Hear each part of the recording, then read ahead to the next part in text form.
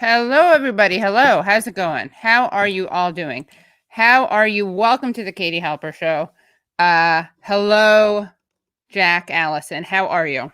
I'm good. I'm glad to be back. I'm glad to be no longer ailing, spending the entire day. I won't bore your viewers, in the restroom. But I'm glad to be back and no longer in that situation. Yeah, you were suffering from gastritis, right? I only say that because you already said that publicly on the show. Gastritis flare up, I'll tell you what, folks, if you are diagnosed with gastritis, don't eat pizza, don't drink lemonade. It's Oh, not good for you. You got to stay away from acid. And I am here to tell you, that you really have to. It's true. so Yeah. you learned it the hard way. Oh, I did, and I teach myself the hard way over and over again, because I like to be an example for everyone. So just to help use my platform to help inform people basically about, gastritis. I'm a gastritis influencer, in a lot of ways. What would you say? A gastrin? I'm a gas. I'm a gas. Well, I mean, I could be doing gassed inspo or something like that. Right. Gassed inspo. There's inspo, so gassed inspo or something. Right. Anyway, gas. What about Oppo? Like, what if you do Oppo on how to defeat gastritis? I wish if anybody has any Oppo on how to defeat gastritis, I would love to defeat gastritis and take back my stomach. I would love to take back my stomach and be allowed to eat whatever you want. Eat whatever I want again. Now I live in fear of my stomach and in its thrall. Yeah. I agree, and also gaslighter, gastromicon. I gotta say something. I think gastrider. You've heard about gaslighters. I'm a gastrider. Yeah, I'm on gas strike. I don't even know what that means. I'm just having some kombucha because I myself had stomach issues today. Wow. Yeah. And that got what the hell is that stuff that has in there? It's called probiotics. Yeah, probiotics is very good for your gut, they say. Very good, yeah. Gut. Yeah. No, it's not TMI. We haven't said anything weird yet. Honestly, we haven't. That's the irony. I mean, this whole is all just area lends itself. Chat, just normal chat. Normie chat. So very guys, normal. We're in normie times now. It's Biden culture now. Biden is now the president, and we're in very, very normie times. So back to it's time to be very normal. Yep. And you guys, you know what's normal? You know what's normal to do? It's the respectful thing to do. Because we have our republic has been reestablished. Like the stream. Like fascism is over. Now. Fascism is over. We voted out fascism. Unless you know how fascism will come back. It comes back if you don't share the stream, if you don't like this stream, and if you don't subscribe to this stream. You will be what did they call it? Goose stepping. You're basically goose stepping. Yeah. Along to fascism. So I want more eyes on this show. I want more likes. I want more shares. And again, the cool thing about this is it's not even like, this isn't asking anyone to give money. This is just asking people to come on over. To click literally a button. Just click a button. Click a cartoon button on your computer. That's all you have to do. Yeah. Own the libs and subscribe. Okay. Yeah. That's it. Yeah. So we have a great show for you today. We are going to be talking to a really interesting guest. And I hope you guys are appreciative, because I don't mean that in like a I don't know what way. Just be happy. I'm happy. Yeah. You should all be happy, because people in the chat had already asked for this guest. She's wonderful. She's going to be our first guest coming on at the around 7:45. Kshama Sawant. She has served on the Seattle City Council since 2014. She's a member of Socialist Alternative. Her most recent re-election campaign was in 2019, in which Amazon spent an unprecedented $1.5 million to defeat her. Good God. She's become a consistent advocate of raising taxes on the wealthy, expanding city services for the city workers and for environmental rights and Palestinian human rights. So what do you think happens to her? What happens to you when you take on power like that? I mean, probably, you get a lot of support from people and respect. And, obviously some of these benevolent billionaires probably step in and help her because of the purity of what she believes and their hearts. Yeah. Yeah.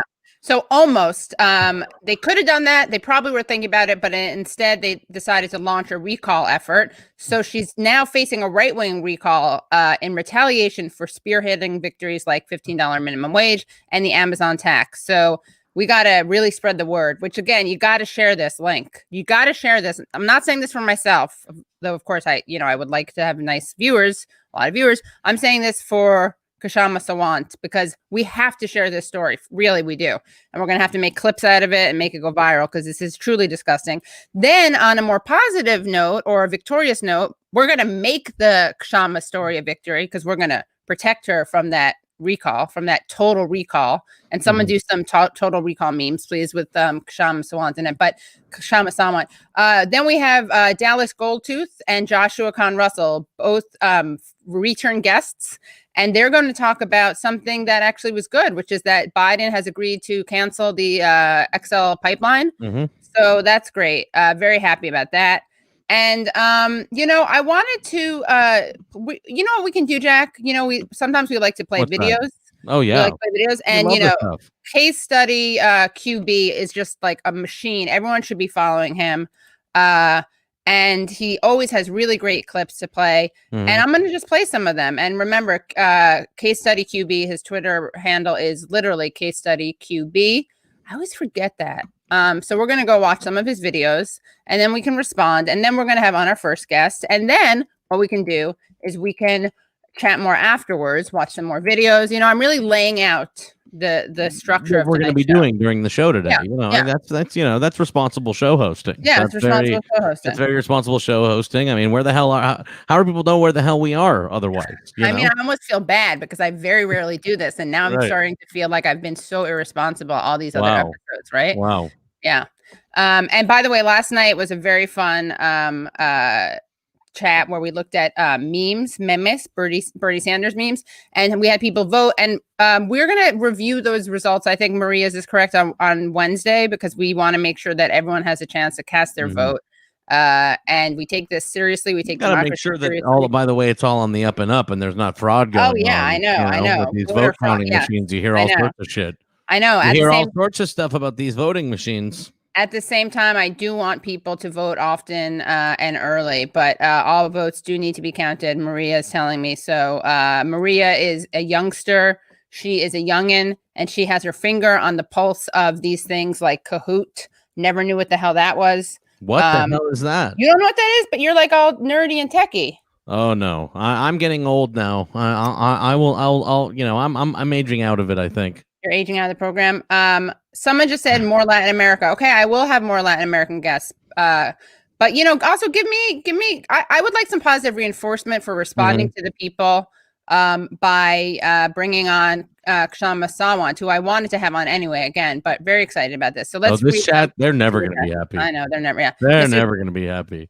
Mr. Standard writes, excited for the Katie Halper regime. Thanks for giving Councilwoman Sawant time on your platform. Yes, I'm platforming Kshama Sawant. Peggy Dunham, I really enjoy your show and all the people you have on. And Jack, and then little smiley heart faces. How nice. Oh wait, I didn't highlight it. I gotta highlight it. Okay. Then we got, who else we got here? Leaf Nobody. Thanks for having Kshama on your show. ABC, yeah. Ask about the Line 3 pipeline in Minnesota. Biden canceled Keystone, but needs to cancel Line 3 too. Okay, well, someone remind me about that. If I forget. Still happening too? I think so. Yeah. We're that's really Dallas and Josh's lane. So that's their pipelines, if you will. So we'll have to be talking about that. Rebecca's really excited. Everyone's excited. This is a great show. This is a great time to be alive, but a very hard time to be alive. Honestly, it's hard to say. It's a revoked XL permit. Sorry, did not cancel the pipeline. Important distinction. Thank you, Kyle Smith. And that's why I'm bringing on these experts, because they know what they're talking about. I just uplift them. And I was really making sure that you guys were on your toes. And I was trying to see if anyone would notice, and you guys did. So you passed the test. So it's not cancellation, and we're not canceling. We don't cancel people, but we do cancel pipelines. Okay, like that. Yep. That's good, right? Yeah, I like that. We do cancel pipelines. Yeah. Yeah. Cancel culture pipelines are good. I got to tell you what, Katie, I'll be honest with you. I just feel depressed, honestly. Really? It's so depressing. The fucking Biden culture is driving me out of my mind. Seeing the press posture with Biden and, basically, that Seeing sorry, Jack. I'm sorry you don't have your president who you like. I know. But seeing how non-adversarial that they're going to be, and just like the first days of reaction to the Biden cabinet, and just the kind of feeling by liberals of like, we've done it, even watching all the pomp and circumstance of the fucking, inauguration, which I thought everybody was going to be over all that stuff because we just watched like the pig man Donald Trump do it. But no, we still love watching people like wear nice outfits and show up dressed nicely to look at fucking fireworks. It's just like, I'm like, good God, what a fucking rancid week. Yeah, seriously. Also, do you know what by the way, people are asking where the link is to the vote. Brad or Maria, would you mind posting the link to the chat so people know where it is? Also, I want to show this thing. Let me just open this up. We got a great Bernie thing. What were you just saying, Jack? Because I wanted to you were saying adversarial. What were you saying? Just the posture by the press. And like that, like seeing like, and just like the pomp and circumstance of the inauguration, and how I thought we'd be over that after watching Trump do it and everything like that. And frankly, just watching like the bizarre video of these people watch fireworks, like standing in a big giant ring light. Douglas Emhoff, the entertainment lawyer and second gentleman. I'm just like, good Lord. Oh yeah, we got to do a deep dive onto him because he's super problematic, right? I also just am like, what a character, you know what I mean? Like, what a representative of, just the kind of like managerial order, the corporate culture that like, this administration comes out of. Like, this guy who was just like a lawyer at the law firm where Cole Sprouse was represented. It's an entertainment law firm. Wait, what's Cole Sprouse? Cole Sprouse is just some TV actor. I just looked up their clients and I'm like, I didn't know if it's Cole, like Big Cole. Okay. They're just an entertainment law firm. Right. Like they do like law for, actors and stuff like that. So, like this guy, the second gentleman, Douglas Emhoff, is now just Jewish, right? It has to be Jewish, right? I guess he must be, but he doesn't get a pass for anything. You got to be twice as good for me if you're Jewish. You know what I mean? Oh, I don't know. I'm Jewish. Everyone knows. Yeah, you can't say that. I can say that because I'm Jewish. In fact, I must say that. But also, so someone says I should go to law school. Why? It's funny because I often consider going to law school. Wow. I would, at one time I thought about, I was like, maybe I should like be a lawyer. And my friend was like, you wouldn't like it. They have to read like so much. Yeah. I enjoyed it when actually. I took an undergrad class and I actually really, really enjoyed it. It was problems in criminal law. I really like it. Maybe I'll audit some law school classes. I could, fun. Right? Yeah. Yeah. And then what's going on with someone who, by the way, someone got fired at the New York Times? Yeah, so this lady got fired at the New York Times. God, it just is obnoxious. Like, we just live in such obnoxious culture. But so I guess this lady posted like when Biden was landing, she's like, I feel weak or something. Like, I have chills or some stupid shit. Like, honestly, it's such normie fucking New York Times writer annoying shit. It's like annoying for sure.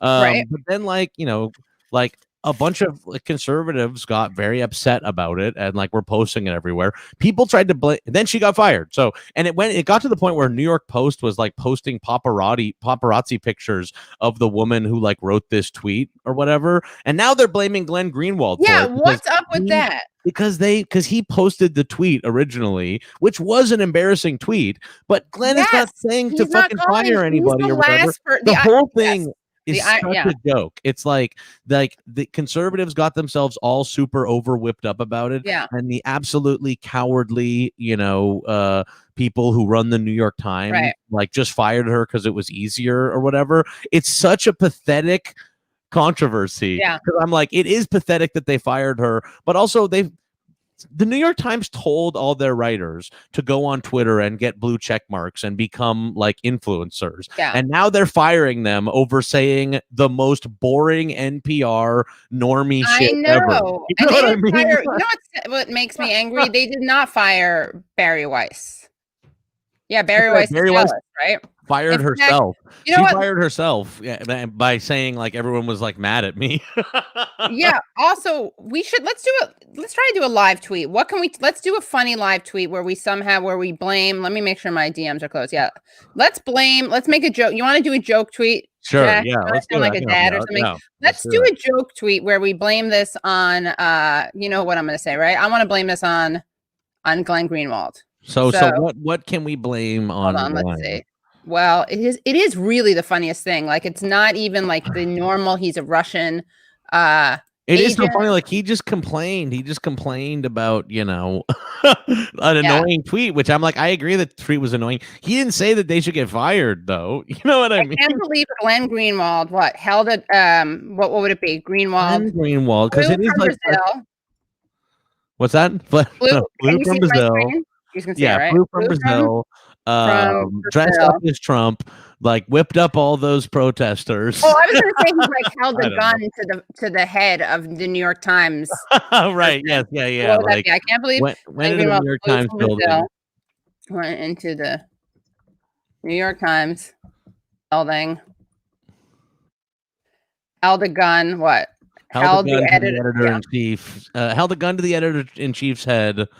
And demanded, you know, that, you know, I don't remember what the person's name is. And demanded or something. And that's actually funny. Wolf. Yeah, that's like demanded the firing of whatever that person's name is. Yeah, whoever it was. Demanded the firing of what is her name? I think it is Lauren Wolf or something. Maybe let me look it up. Wolf. Then she did kind of a something move. Like, I don't want to use. I mean, she's annoying too because she's an annoying liberal. Like, this is so funny. I'm looking at this and I'm like, also some guy Will Wilkinson also got like canceled over. We showed him. In fact, I got to make a clip out of this because he is a right winger, Cato Institute, right, or Heritage Institute guy. No, I think he's like a neoliberal, like Will Wilkinson guy. He's like a think tank guy, right? Yeah, think tank, but I think a neo-con thing. Okay. Maybe I'm wrong. No, what is a libertarian, right-wing libertarian, right? So her name Wilkinson. Okay. Well, what's interesting is we showed last week, and I can show this again. Yeah, let me know what his bio is. But what is her name? Can someone tell me her name? Because we gotta finish this where it started, guys. Yeah, sorry. No, it's not you. We've been having some Lauren Wolf. Lauren Wolf. And how do you spell it? Lauren and then Wolf. WLLFE. Lauren W. Wolf with an E at the end. WOLFE. Okay. There you go. All right. Demand the firing of Lauren Wolf, but he's acting on Putin's orders. And then maybe parenthetical on Putin's orders. Yeah. Okay. Can we tag him? He's a friend of the show. Yeah. Go ahead. Why not? You know. I mean, it's kind of a. Yeah. Let's see. How's this? I can't believe Glenn Greenwald flew from Brazil to the United States, went past security. What? I just think this is a funny image, but maybe it's just me. Got past security, right? Wait. Oh yeah, I'm sorry. I'm just now trying to figure out what the hell the Niskanen Center is, which is where this guy Will Wilkinson worked at. I don't know. I have no idea. What it's like about like carbon offsets. So maybe it is neoliberal or something. A carbon tax. Yeah. Weird. Lauren Wolf for one of the most for the corny, yeah. All right. For like it's the corn for like it is so not that bad. For the most basic resistance lib tweet of all time. All right. We should probably have like a thing where we do like just spitball like live tweets. I don't know. Let's see how this one does. Just made. Yeah, show how the sausage is made. It is different though to do it. Is, right? You know, it's like performance anxiety. Like a different type of, you know, you have to like fall into doing the posts. You know what I mean? Like I look at it almost as like a fugue state. Like if I'm really posting, you know, I'm just, you know, it's like going into Tron or something. You know what I mean? Like I'm aware of it, you're not really doing it. It's like when people say like if you lived through if you remember the 60s, you weren't really there. Right. I'm like in a fugue state. Yeah.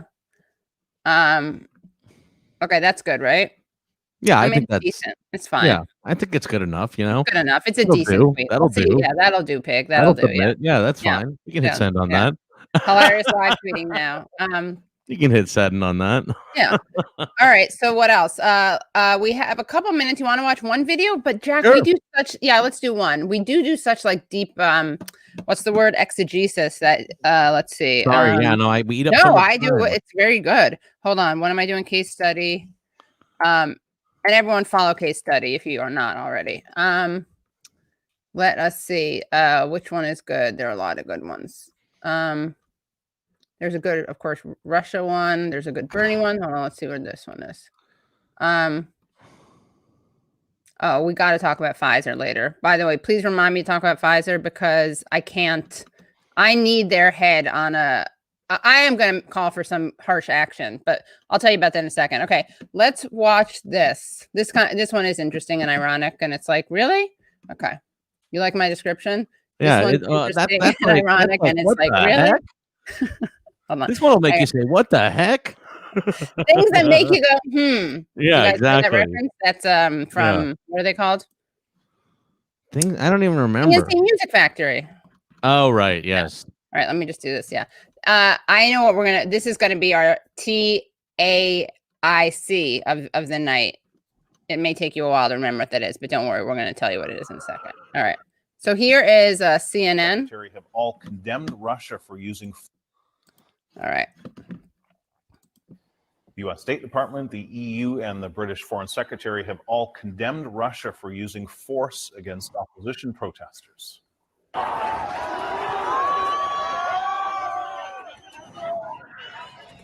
Tens of thousands of people demonstrated across the country Saturday. Hundreds of people were detained, and police were seen wielding batons on the crowd. The protesters were demanding the release of opposition leader Alexei Navalny. Such an unflattering photo. Widespread outrage. Yeah. All right. So Department, first of all, I'm sorry that clearly I got it wrong. Glenn Greenwald did not hold a gun to their heads. He used a baton. Tens of thousands of people demonstrated across the country Saturday. Hundreds of people were detained, and police were seen wielding batons. Okay, so that's now we know that that's what Glenn used, a baton. Now I honestly, it's so funny to watch a clip like that, and then I'm like, I just watched a clip of the U.S. police like running people over with a car. Yeah, that's night. actually you know what I mean. I'm like, you're not watching that, but like, I literally watched them like plow people over, just lights on in a car. Yes. Like, in fact, I'm looking for a tweet of that. If anyone has that tweet, I'll play it. But yeah, last night there was running over. Awful. I don't even want to watch it again. And you're right. There was it was in where was it? I think it was in Portland, right? Or in, Washington somewhere. Hold on. I think I could. Someone in the chat has to know. Anyone? There are a bunch of good clips on it. Why do I think it was? Let's see. This was Tacoma. I was going to say Tacoma, but I was really embarrassed. If I hadn't been Tacoma, I would have been really embarrassed for some reason. So yes, Tacoma, Washington. Gotta trust your gut. Tacoma gut. At least two people were injured when a police officer responding to a report of a street race plowed his car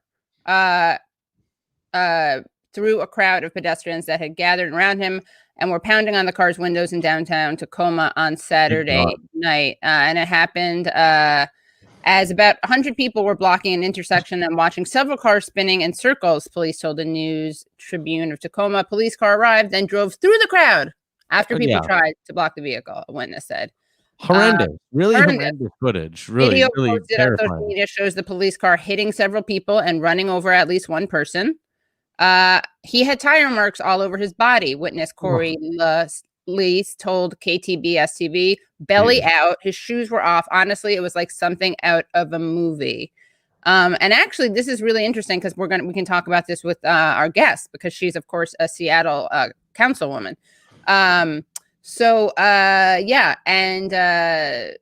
That it happened according to Wendy Haddow, who is a Tacoma police spokesperson. A police officer used his car's bullhorn to address the crowd. The crowd then began pounding on his windows. The officer, fearing for his safety, tried to back up, but was unable to do so because of the crowd.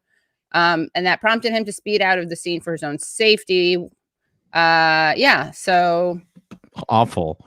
Yeah, you can watch. It's like you can watch people like they just run over bodies. You can watch bodies just being run over by a police car.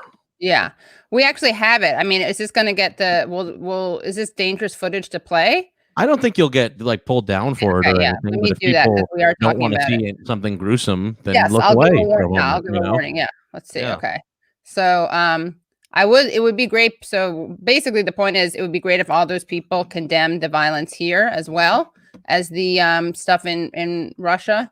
And maybe actually, to be honest with you, American news should show it. You know what I mean? Like we're watching this footage of the violence in the streets in Russia. It's really actually. It's really not even like comparable compared to what is happening right now in the street. Good Lord. Yeah. Oh my God. Let me just show this. And also remember, this is, I want to make sure I share the sound, but yeah, you're right. What we're seeing right now is not something that was covered by, has this been covered by international news? I mean, I don't know if it's been covered by like American mainstream news. You know what I mean? Like, I don't know if we've seen this being played on CNN and them talking about that. Right. Okay. So here it is. Ready? Tacoma, Washington. Oh, trigger warning for 20 seconds if you want to look away. Those people. Oh my God. Oh shit. Oh my God. Look at that. Holy fuck. That's the United States. That's right here. That's right here. The U.S. of A. That does not look. That looks much worse than the baton holders in Russia forming a line. You know. Holy fuck. The other thing I'd say about Russia is that the party that usually comes in second place in a lot of the elections is the Russian Communist Party. So a lot of the focus on Navalny, while it is fucked up that he got poisoned or whatever, that's not it's focus in place of that they never would want to say like, okay, maybe we should support the Russian Communist Party. You know what I mean? It's right. Oh yeah, that's Navalny, interesting. Right. You're saying like they're not framing it as we don't get it framed as like, Putin, holds down the Russian Communist Party, which always comes in second place. Right. You know what I mean? It's like, oh, this guy Navalny, this random Juan Guaido of right. Russia. Yeah. David, thank you for the super sticker. And yeah, whenever our guest is here. This is so exciting. Okay, guys, so remember, I'll give you 30 seconds to share. You guys share this and also like the stream, because we want to make sure that people come to watch this interview with Kshama Sawant and yeah, so just do a little tweet this out, Facebook it out, Instagram it out, whatever you want to do, because this is a very important interview and we need to get this story out because she is facing, as we said earlier, a recall effort. And speaking of Washington, we are going to welcome in the Seattle City Councilwoman, Kshama Sawant. Hello. Thank you so much for joining us. Hi. Thank you so much for having me. Of course. So we want to just be, appreciative of your time because you're so busy, not only fighting the good fight, but fighting against the bad recall. So can you just tell people what is happening to you right now, like what you are in the midst of? Yes, as you were mentioning earlier, Katie, my office is facing a recall campaign from the right wing and from Seattle's big business. And on the face of it, the charges are about my office's role in the Black Lives Matter movement. And factually speaking, every charge is a false charge. But what it really represents, what is this recall really about? Is that they are absolutely infuriated at the phenomenal impact that my office and the movements that we have helped lead, the socialist impact that we've had, winning the country's first major city $15 minimum wage. Last year, the Amazon tax, the ban on chemical weapons and other crowd control weapons, the first in the nation kind of ban. And they couldn't defeat us in the elections in 2019. And, in 2019, we won our second re-election or our third election. And so what the ruling class what the right wing, what big business, and actually what the Democratic establishment of Seattle are angry about is not that we don't keep our promises. They are angry precisely because we might be virtually the only elected office really in the entire United States which actually keeps our promises. But not only in name, we use our office as a platform for building mass movements to win those victories, because we know that as a lone socialist in elected office, as an independent fighting against a democratic establishment, you cannot make this a contest of one individual's morals or backbone against this entire establishment. You have to use your office to build social movements, mass movements, because those mass movements, independent of the establishment, are the only strength you have to overturn this otherwise ruthless status quo of balance of forces. And that's what we have done. We have won victories. We have empowered ordinary people. And the example of what we have done has been contagious. And that is exactly what the ruling class fears, that example of what can be done, how working people can get organized in solidarity and fight back. And that is why they are going after my office. But I am hardly the first person they're going after. I won't be the last. And that is why it's so incredibly important you're covering this issue on your show, because the left in the entire United States should join us in defeating this recall. Yeah, and I just wanted to ask if you could set up, I mean, we don't, not a deep dive, but can you just talk about who the last person who was recalled was? Yes, actually, when I was elected in 2000, when I was first elected in 2013, November, it was about a century after the last socialist was elected in Seattle, and that was for the school board. It was a woman named Anna Louise Strong. And in fact, she also faced a recall campaign. And unfortunately, she did end up getting recalled. And that was during the First World War. And she got recalled because of being outspoken about her opposition to the war, and also for her open support of the wobblies, the workers, exactly. Yeah. What is the name for International Workers of the World, right? Yeah, Workers of the World, who were also courageously opposing the First World War.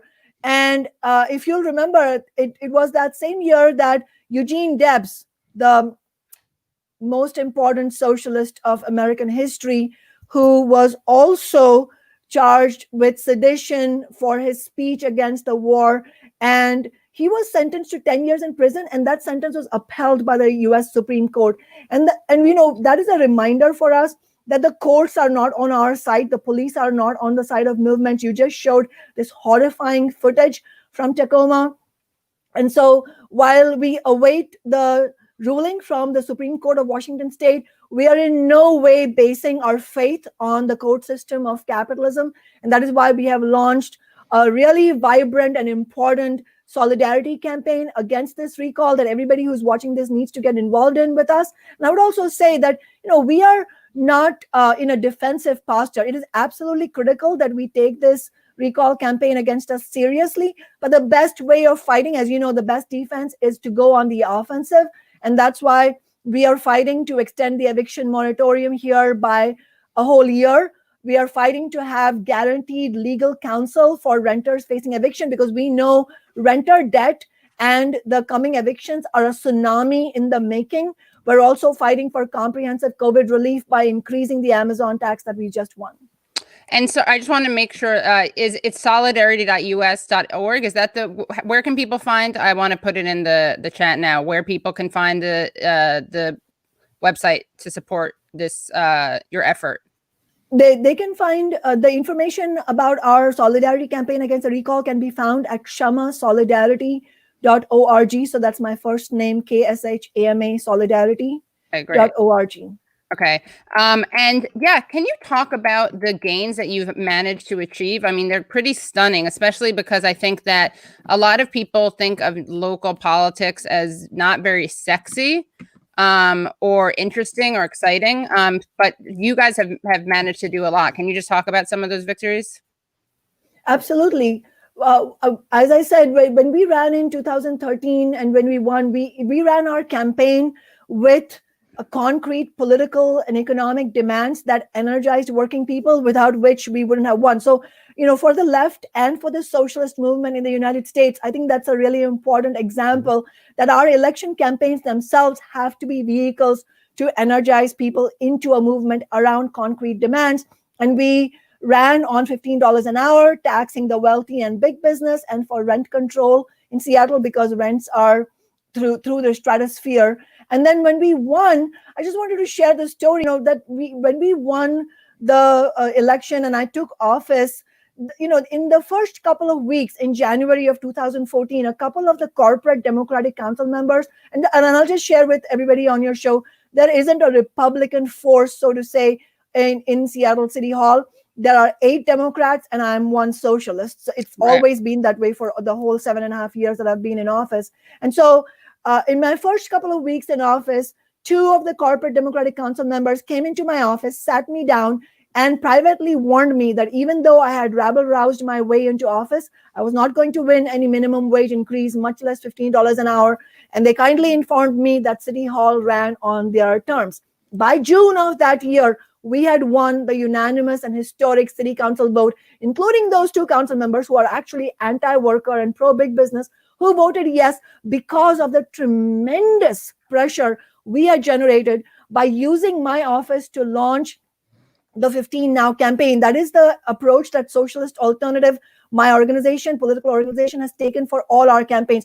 We don't make it about an individual or one organization. We use everything we've got to help launch these bigger movements. And so we launched the 15 Now campaign alongside progressive labor unions, other socialists, other rank and file Democrats, all of which overcame not only the vicious opposition of big business and corporate Democrats, but it's important to mention it also overcame the cautious instincts of some of the labor leaders reluctant to openly clash with the establishment. And it is with that kind of clash that we won also the Amazon tax last summer, which raises $214 million by taxing the largest corporations like Amazon to fund social housing and Green New Deal programs. We have won a whole series of renters' rights victories, including, again, the only kind in the nation, a ban on winter evictions. Wow. So you were able to galvanize popular, I guess, mass movements against your colleagues who warned you against doing that, right? So they wound up voting with you against the position that they claimed that they were going to have. How were you able to do that? I mean, and I know it's not about one individual, but how did that happen? Mm-hmm. Well, I would say the fact that fundamentally the approach that we have used from day one, when we launched our campaign for city council in the early months of 2013, we were very clear. And when I say we, I mean Socialist Alternative and I, that if we are going to run a campaign, it has to be with the very clear understanding that the only way you can fight back, let alone win, against this massive political establishment that stands, that represents the interest of Wall Street and you represent the interest of ordinary people, the only way you can change this, as I said before, ruthless balance of power is if you have a movement that empowers you, because otherwise, what do you have? Otherwise, your only options are staying true to your principles, but getting completely marginalized and winning nothing, and really more importantly than that, energizing no movements at all for further victories, or you end up selling out. Those are your options unless you empower yourself with a movement around you. That's the blanket you have to wrap yourself with, because that is the only thing that works. And that is the approach we have used from day one. And I think it's also important to talk about what kind of movements. When I say independent mass movements, I don't use the word independent lightly.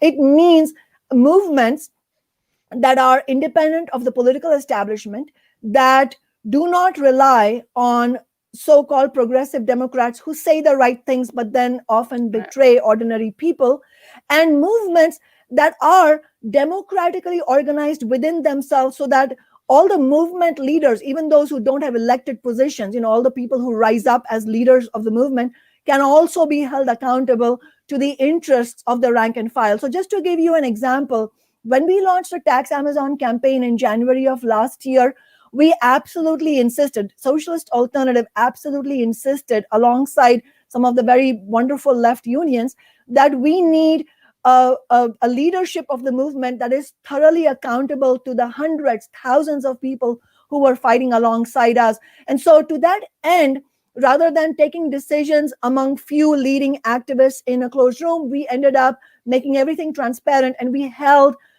3-4 mass action conferences with hundreds attending, and actually having democratic discussion and debate at those action conferences on the key elements, both of the policy itself, but also of the political strategy. How are we going to win this? How are we actually going to put pressure on a democratic dominated council? So all of that was openly discussed and debated in the movement, and votes were taken democratically. And that's what empowered our movement. And last but not least, I'll say, having Socialist Alternative as my own organization, an organization that is itself accountable to ordinary people, to the movement that we are rooted in, and that is itself internally democratically organized, has also been decisive in enabling me to take on the pressure of conflict. And it is daily, relentless pressure. And without your own political organization that can become the backbone of your own morale and your ability to build movements, this can't be done. And that's why I would say there's urgent that our movements nationally take seriously the need to build our own party, a party by and for the working class. This is a question from who burns, Kshama Sawant. But on a side note, why is it always the right wing doing these recalls rather than lefties recalling corporate hacks? And related to that also, can you just explain who is behind, even though you have your corporate Dem enemies, can you explain who is really behind the recall effort?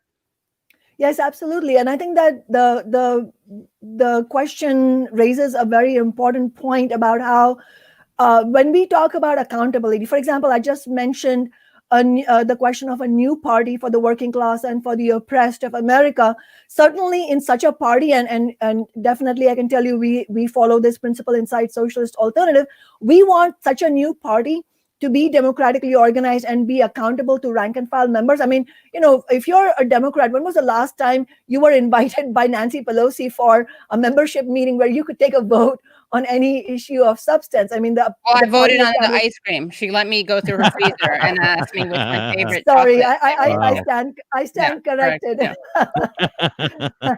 Yeah. So the right to recall representatives who betray the interests of the ordinary people and members of the working class party has to be a core component. And we, as I said, we certainly believe in that in Socialist Alternative, and that is necessary to keep our representatives accountable, because our representatives will come under intense pressure. And I can testify to that from personal experience. And so, that's an interesting point that, while we need to fight for a party that will actually allow rank and file to hold members accountable, on the other hand, the kind of recall we are facing is absolutely not that kind of recall. It's actually a recall campaign with, as I said, trumped up charges that is being motivated by the right wing, by big business. And I will say it is not just the right wing. It's and by the way, just on the right wing, I'll mention, you asked me who is behind it. I'll tell you one example is Martin Seelig, who is a billionaire. One of the buildings, for example, he owns is in Seattle downtown, which ICE rents from him. And wow. And he's one of the maxed out Trump supporters. I think he donated big for Donald Trump in 2016. I think he must have donated this year as well. And there are other corporate real estate interests behind this campaign. But I should also say, if you don't mind, just for a couple of minutes, I think it's important to understand also that who's behind, whether somebody is actually behind this recall has to be examined also by understanding who really wants us out. And I think that includes the Democratic establishment as a whole. And it's important to see what happened in the election in 2019. And as some of you may know, actually in the primary elections of 2019, not only did we have a chamber, U.S. Chamber of Commerce backed candidate, so obviously he was the Amazon candidate, whom we ended up defeating in the general election. But in the primary election, we had another candidate who was running, who had been put forward by the Latina and self-professed progressive Democrats on the city council who are currently serving with me. And they went around the media telling stories to the media saying, I agree with everything Kshama stands for. I just don't like her. And so we're going to have this nice progressive who's going to be nice. And I think we have to, first of all, we have to reject these personalized attacks, these falsified personalized attacks. We cannot be coy about rejecting them. But it's also important to note that this kind of fake respectability politics, when they're not, they're hardly being respectable to me. Right. But the point is that this is not a personal question. When they use respectability politics, it's a weapon against left politics, because what they are actually trying to discourage you from doing and what they're criticizing you for is for being fearless in pushing back against the establishment and calling out their own betrayals. And this is where I think the rubber hits the road, is that it's easy to identify right-wing politicians and obviously pro-corporate politicians like Nancy Pelosi. But it is also important to understand that as long as we have progressive politicians who are not actually willing to risk their careers to fight for us, there is no change happening. And so we have to reject that kind of sort of two-facedness as well. However well-meaning a politician might be, it's of no use if they're not going to fight for you. Yeah, it's a weaponization of respectability politics and also civility politics. And we see this a lot. People getting offended. How dare you say that about this person? Friend of the show, Brianna Joy Gray, who was Bernie's press secretary, tweeted once when I think it was Kamala Harris said something about how people need free treatment for COVID for everyone, or vaccine for everyone, and Bree tweeted something like that. What about diabetes and cancer? Her point was like, we need Medicare for all, not just in the cases of a global pandemic. And people were like, how dare you, Kamala's mother died of cancer. And it's like, really? That's what, first of all, that's not what it was about. She should care more. She should care more. Exactly. That you're welcome for raising awareness about this stuff. But yeah, that is really dangerous. And so is there anyone who has been, feel free to call people out. Anyone you want to call out or call in or urge to support you, or do you want to thank anyone who has supported you? Well, I think, first of all, I would say what's incredible is the incredible support and solidarity we are getting from ordinary people, from union members. Just yesterday, we had a major fundraiser for the Kshama Solidarity campaign with labor union members. And we're getting support from not only in our district, in District 3, where our seat exists, but also from the left and from socialists around the nation.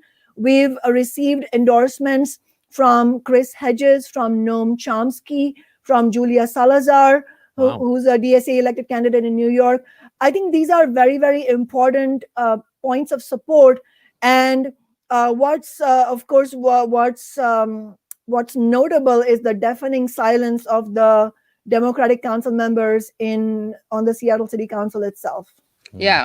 We should put up some pictures or tell us their names. We'll put them on the screen and call them Actually, out. Can I just say, just in the last few days, I mean, we've obviously had this recall targeted against us, but in the last few days, my office has also received death threats, from very specific death threats. And unfortunately, these seem to be coming from the email account of a Seattle firefighter, City of Seattle firefighter. Wow. And so I just meant to say that, I've been moved by the incredible outpouring of support and solidarity from every corner that we have received against these threats. People are horrified to hear about it, especially in the atmosphere of the rise of the far right, Trump threatening to build a new far right party and right-wing party, and, the attacks on the Capitol building in DC. So people, you got to be living under a rock if you're not worried about the rise of right populism. But again, deafening silence from city council members. Yeah. And also, of course, Neil, we focus a lot on the show, and Chris Hedges does too, and Noam Chomsky, on how the neoliberal Democrats really foster the growth of the far right, because they don't actually provide, and I'm not exonerating people, but who engage in the Capitol riots with the intent of being killing someone. But And not all of them did, honestly. And again, this is not me trying to romanticize the people who stormed it. But, you know, the Dems, like if the Dems don't deliver, this is like if they don't provide an alternative, a socialist alternative, if you will, or at least, you know, some kind of alternative, people do feel like they don't have anywhere to go. Not all of them, but yeah. I mean, I would also say that our elected Democrats, like, you know, have basically like coddled this ideology up until it was Trump, and they were personally offended by him. You know what I mean? And I frankly worry that under, you know, the new Congress and Senate and Biden, that we're going to get right back to that sort of policy of appeasement. You know, already Biden has talked about nothing but, you know, reconciliation, coming together and reconciliation and all this kind of stuff. And, you know, I worry that we're just going to get back to like, okay, Trump is done. And so, of course, Ted Cruz is not as bad. You know what I mean? Kind of politics. Yeah. I think that's a very important question. I mean, you know, the most crucial historic question of our times is over 70 million Americans voted for Donald Trump. Right. Unless somebody is making a serious argument, which they aren't, and they shouldn't because it would be ridiculous. But unless somebody's making a serious argument that they're all irredeemably reactionary, far right supporters, then the question is, what is the strategy to win the majority of them away from dangerous right-wing and right populist to begin with, but then more dangerously far-right reactionary ideas. The only way you can do that is by building a genuine left alternative. And that's the thing. I mean, the Biden administration obviously has announced a somewhat substantial COVID relief package. They're also talking about a $15 minimum wage. What this shows, of course, is a tremendous pressure that the Democratic Party is under, both with the expectation from ordinary people who, you know, correctly are heaving a sigh of relief. Trump is gone, you know, in that sense. And that the expectation that this new administration needs to stand in contrast with that disastrous and reactionary Trump regime. So this is putting a lot of pressure on the Democratic Party. And also, they're facing the pressure from the sheer scale of the crisis of capitalism that they are now going to be presiding over. But already, as you said, you know, as Biden announced his plan, and as is characteristic of the Democratic establishment, he's already declared his willingness to compromise with the Republicans. So it's not guaranteed yet what exactly will be passed by Congress. I expect that the $15 minimum wage will face likely serious opposition from the ruling class. But more broadly, you know, we would expect that while certainly needing to carry out a relief package, the Democratic establishment will not use their majorities to actually fight for ordinary people and will fail to resolve these, you know, compounded crises facing most of America. And in this context, as they try to make working people pay for the crisis instead of big business, it is likely to increase the legitimacy of right populist ideas unless the left builds significant. And, you know, so we need a fight for the demands, like you were saying, Katie, that have enormous majorities, not just among Democrats, but enormous majorities among Americans as a whole, including Republicans, like Medicare for all. We need a massive green jobs program, all of this funded by taxing Wall Street. And that would actually unite working class people. Yeah, it's so incredible because all the things that you're saying are things that people dismiss as utopian or great ideas, but it just can't happen. And so it's so important to highlight, like, when people do this and how they do implement it. And so much of what there's this interesting division, right? Or maybe boring division, but I think it's somewhat important to look at, which is the disingenuous versus versus people who just drink the Kool-Aid. And I don't even mean like that in a negative way. I mean, the entire media and political apparatus is constantly telling us that things like Medicare for all, or, you know, taxing corporations, that those are great ideas. They just can't happen, right? So you have some people knowing that they are great idea. That you have some people knowing they can happen, and that's why they have to say they can't happen. But then you have some people who legit just hear that and assume that that's true. And so we have to be able to reach that second group by highlighting things, including your campaign. I know you've already been so generous. How much time more time do you have? Because I know you have a recall to fight. But I can do this after you're gone. I'll be honest, I'm loving this conversation. So if you want me to stay for a few minutes, I'm happy to. Thank you. Yeah. I actually wanted to ask you I have your letter opened. I don't know if you want to read any part of it, but I thought your response to this threat was really if I've ever seen an example of when they go low, we go universal, solidarity, right? So this is the letter that you wrote. Can you just set this up, and then if there's any part you want to read, or I can read it, or this was in response, right, to the threatening emails you received? Yes, this was the letter. I mean, I sent one public letter both to the mayor and the police chief and the fire chief, and I also included the president of the firefighters local union.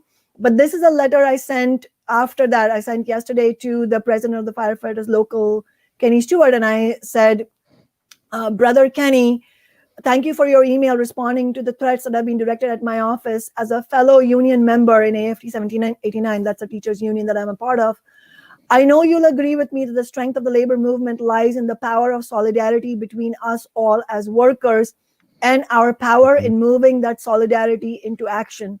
In the words of some of the proud sisters and brothers that helped build the labor movement in the very early days of the 19th and 20th centuries, an injury to one is an injury to all. I believe violent far-right views and threats have no place in our labor movement. And if you can just scroll sure, of course. down, I just want to read one other part of it. Do I go down or up, or if you tell me the word, I can do an Apple F and find it. Just go a little bit up. Yeah. Sorry. Where it says the billionaire class, that's the part I want to read. Where is that? There we are. I think the labor movement cannot afford to allow these ideas. Yeah, that's what it is. If you just leave it there. Yeah. I mean, what I was trying to point out is that the specific dangers of this kind of divisions inside the labor movement, where we don't present a united left alternative, that can actually end up leaving ordinary people as fodder for right populism. And the point I'm making in this letter is that one of the big reasons we have to reject these right-wing anti-worker ideas, including sexism and racism, is because the labor movement cannot afford to allow these ideas to gain ground, because they only serve to empower the billionaire class. They make it harder for us to unite against systemic inequality and to fight together to win the good standards of living all workers deserve. And I'm really glad you're sharing this letter, because I think contrary to making this about one person or one public figure, I think the truth is that the ruling class, the far right, they will go after one person because it's easier for them to go after one person, tear them down, and then hence weaken the movement. And that's why the onus is on us to actually remind people that this is not about one person, and that the ruling class has a history, and there's a history under capitalism where the most courageous and the most visible left leaders, labor leaders, the Trotskyists in the labor movement, and courageous people like Martin Luther King, Malcolm X, Fred Hampton, these were all gone after, not because they feared just those individuals, but they feared the ideas they represent. I mean, it was no coincidence that MLK was assassinated at a time when he was recognizing that it's important to unite workers of all races, because this is a war against poverty and capitalism, and that we need socialism. And so building this kind of solidarity is going to be absolutely crucial. It's also crucial for every single battle. I mean, look at the courageous, for example, Amazon warehouse workers in Alabama who are fighting to unionize now. And you just heard the shameless corporation now is trying to hold an in-person vote because they know it will depress turnout during COVID. But the point being, disgusting. It's absolutely disgusting. But for any unionizing struggle, anybody who's fought to unionize their workplace will know the kind of solidarity you need to build among workers. So what does that mean? That means that the left, the leaders on the left, the socialist movement, we have to understand the strategy of uniting ordinary people and to understand how we can fight against specific oppressions while at the same time uniting people around working class demands that matter to all of us. I mean, that's the specific task at hand. Yeah. Wow. That's great. People are already asking how to support and donate to your campaign. If they go to kshamasolidarity.org, it's very easy to donate online. And if you want to send a check, there's a PO box address as well.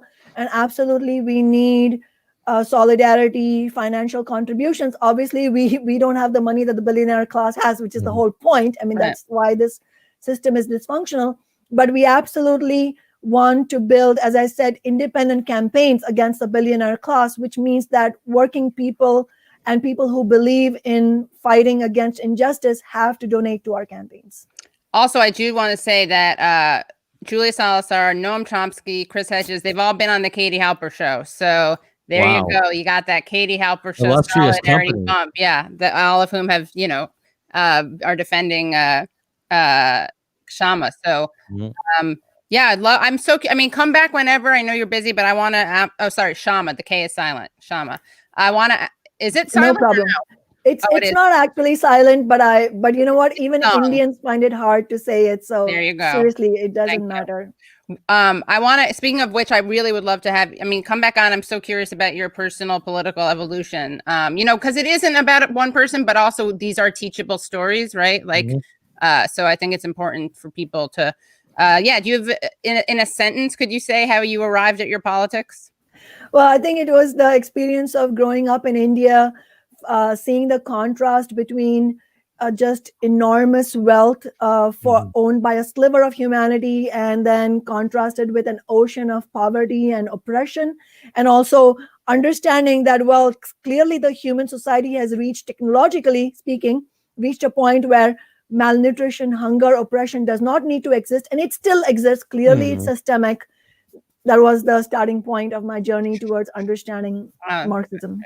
Also, big shout out the fact that you got Julia socialist. There's a lot of intra-left fighting, as everyone here knows. So you got a nice socialist, because Salazar is, of course, DSA. You're socialist alternative, so we can bridge this divide.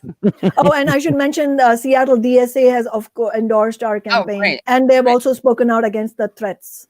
Oh yes, So. Well, can I just add one thing? You played this important footage from Tacoma, and it's just unspeakable. I mentioned that last summer during the height of the George Floyd protests, my office and the Black Lives Matter movement, we won the first in the nation ban on police use and purchase of so-called crowd control weapons like tear gas and rubber bullets and blast balls. Well, under the pressure of the massive street protests, these Democrats were forced to vote yes on it. We won it unanimously. Do you know what they're getting ready to do on Tuesday? They're getting ready to completely dismantle that law with all kinds of loopholes, which basically is a gutting of the legislation. So this shows you why we have no time to lose to actually build a genuine working class alternative to the Democratic establishment. And also shout out to your mayor who said something so amazing. What was it? It was like the police had turned off their body cams. And she said something about how, Seattle's always been progressive and they don't believe in the surveillance state. That was some excuse for like why the police had engaged in something and they turned off their body cams or their dash cams, which was like the most Orwellian, really. It was almost like a joke I would make in character. Exactly. Sounds like a joke. I mean, this she is Amazon's mayor. Right. She is Comcast's mayor, and she oversaw the incredible unleashing of tear gas and rubber bullets and blast balls on peaceful protesters actually there was actually a grassroots recall against Mayor Durkin, which the Washington Supreme Court threw out. So it tells you that this recall system under capitalism is not actually about recalling politicians who have betrayed the interests of the majority of humanity. It's actually it's used as a weapon against the left. Yeah. Well, and I mean, if I don't even know if I should say this, if this doesn't work out, what can we do? Like, what should we be doing? And what are you going to do?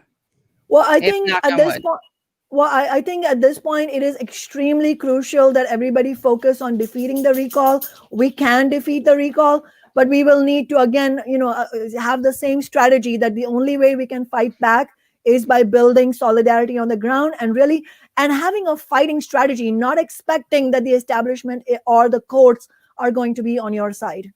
Should people be making phone calls? Right now, what we need is support for the Solidarity Campaign in terms of financial contributions if you're outside Seattle. But if you want to help in other ways and you are outside Seattle, please send us an email to the campaign. We will absolutely contact you. We are not short of ideas of how things can be helped, even if you're not in Seattle. And, where most of our fundraisers right now are actually on Zoom because of COVID. Of course, yeah. And the decision's going to be coming any minute now, right? From the court? Yes. I mean, every Thursday, there's an expectation that the Supreme Court will deliver its ruling. It hasn't happened yet.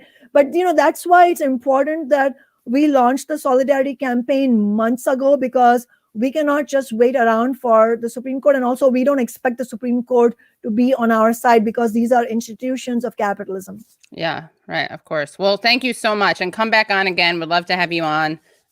There's so much I want to ask you about. So thank you. And the best of luck. And we'll stay on the story. Thank you so much, Jack. Thank you. Really appreciate it. Nice to talk to you. Yeah.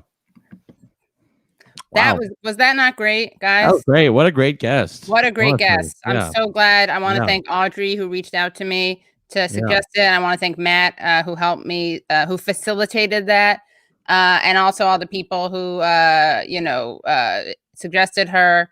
And yeah, she's great. I mean, I'm all this civility politics and respectability politics. Oh, by the way, you're listening and watching, this, the Katie Halper Show. Well, that's right. And you need to like this and share it, because how good was that? We need to get the word out about her campaign. We also need to get the word out because our next two guests who are coming on shortly, Dallas Goldtooth and Joshua Russell Kahn, are going to talk about some, semi-victories. And you were right to call me in on my saying it was a cancellation. It's not a cancellation. They'll explain it.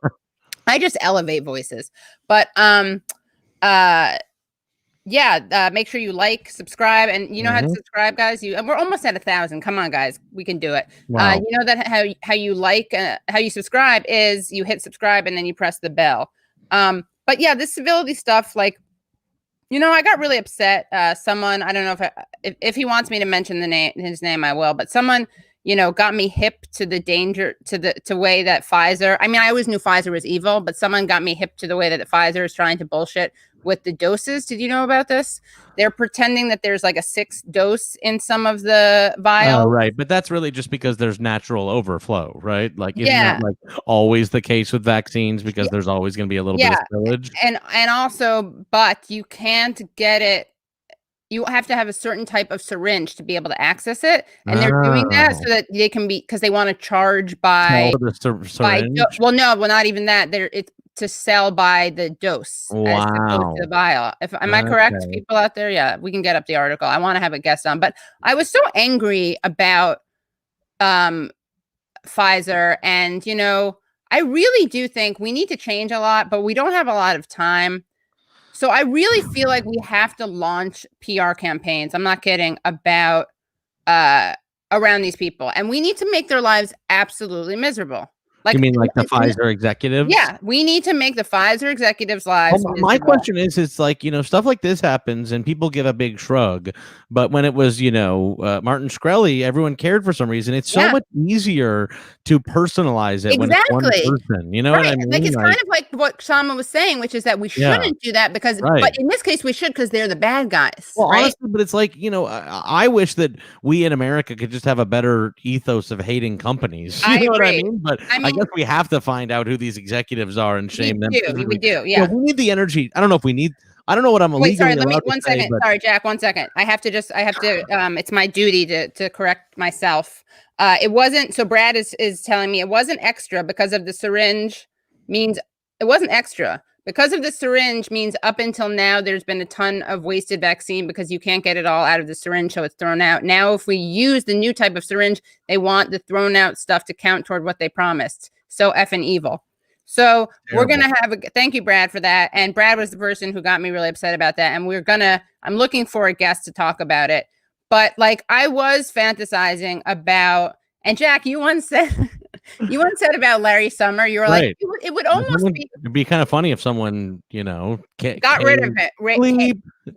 Killed, it'd but be the way funny. you said it was like, it's almost as a bit. Funny as a joke. But listen, honestly, I don't know what I'm legally allowed to say, but I will say that when there were like airline strikes, like protests against the airlines in France, they would take some of the executives and beat the shit out of them in the street. How recently was this? So like this was a couple years ago. There's videos of like airline executives like trying to leave and like being beaten up against like chain link fences. And so I'm simply talking about that happened. No, I'm not saying anything prescriptive or anything. Nothing I'm prescriptive. telling you what happened in France. That's simply a matter of fact. I actually think what you were doing, if we're being honest, is you're saying if they don't want that to happen, there are two options. Yeah. They're either going to be good and do the right thing, or really what we need to do is we need to get there non-violently making their lives miserable. So I'm talking doxing. Right. I'm talking I don't want to do this, but if it needs be, if you got to make their kids want their parents to do the right thing, look, I'm just saying we need to put just saying very respectfully, write the kids a letter being like, hi, I really respect you. Your parents are evil. Please try to get them to not do the evil thing so you can have friends in the world. That's all I'm saying. But really, we do need to do a terrible PR campaign against these people because they are terrible people. And of course, we need structural change. But like these people need to absolutely be shamed. They do. They need to be shamed and dragged and called out. I have to be honest with you that, the rich are so brazen now. Yeah. You know what I mean? That's really how I feel. And I'm like, maybe it would be good if they were afraid every once in a while about getting beaten up. No, just saying that, like, we got to put, I'm saying that, like, we'll put their photos out there, say, everything that's terrible about them, and people should know, and they should feel like they are shunned by society, and every media person out there who doesn't cover that should feel like they are too. And once we have one of our guests in already, and if he gives me the thumbs up, once he gives me the thumbs up, take a minute to, relax. But if you want to start, we can bring you in. Yeah. Make yourself comfortable. Yeah. We're going to give him the couple minutes, but we gave him the thumbs up. Okay. Wow. All right. Well, guys, this guy, you love this guy. He's been on the show before. He is Mdewakanton. I hope I'm saying this right.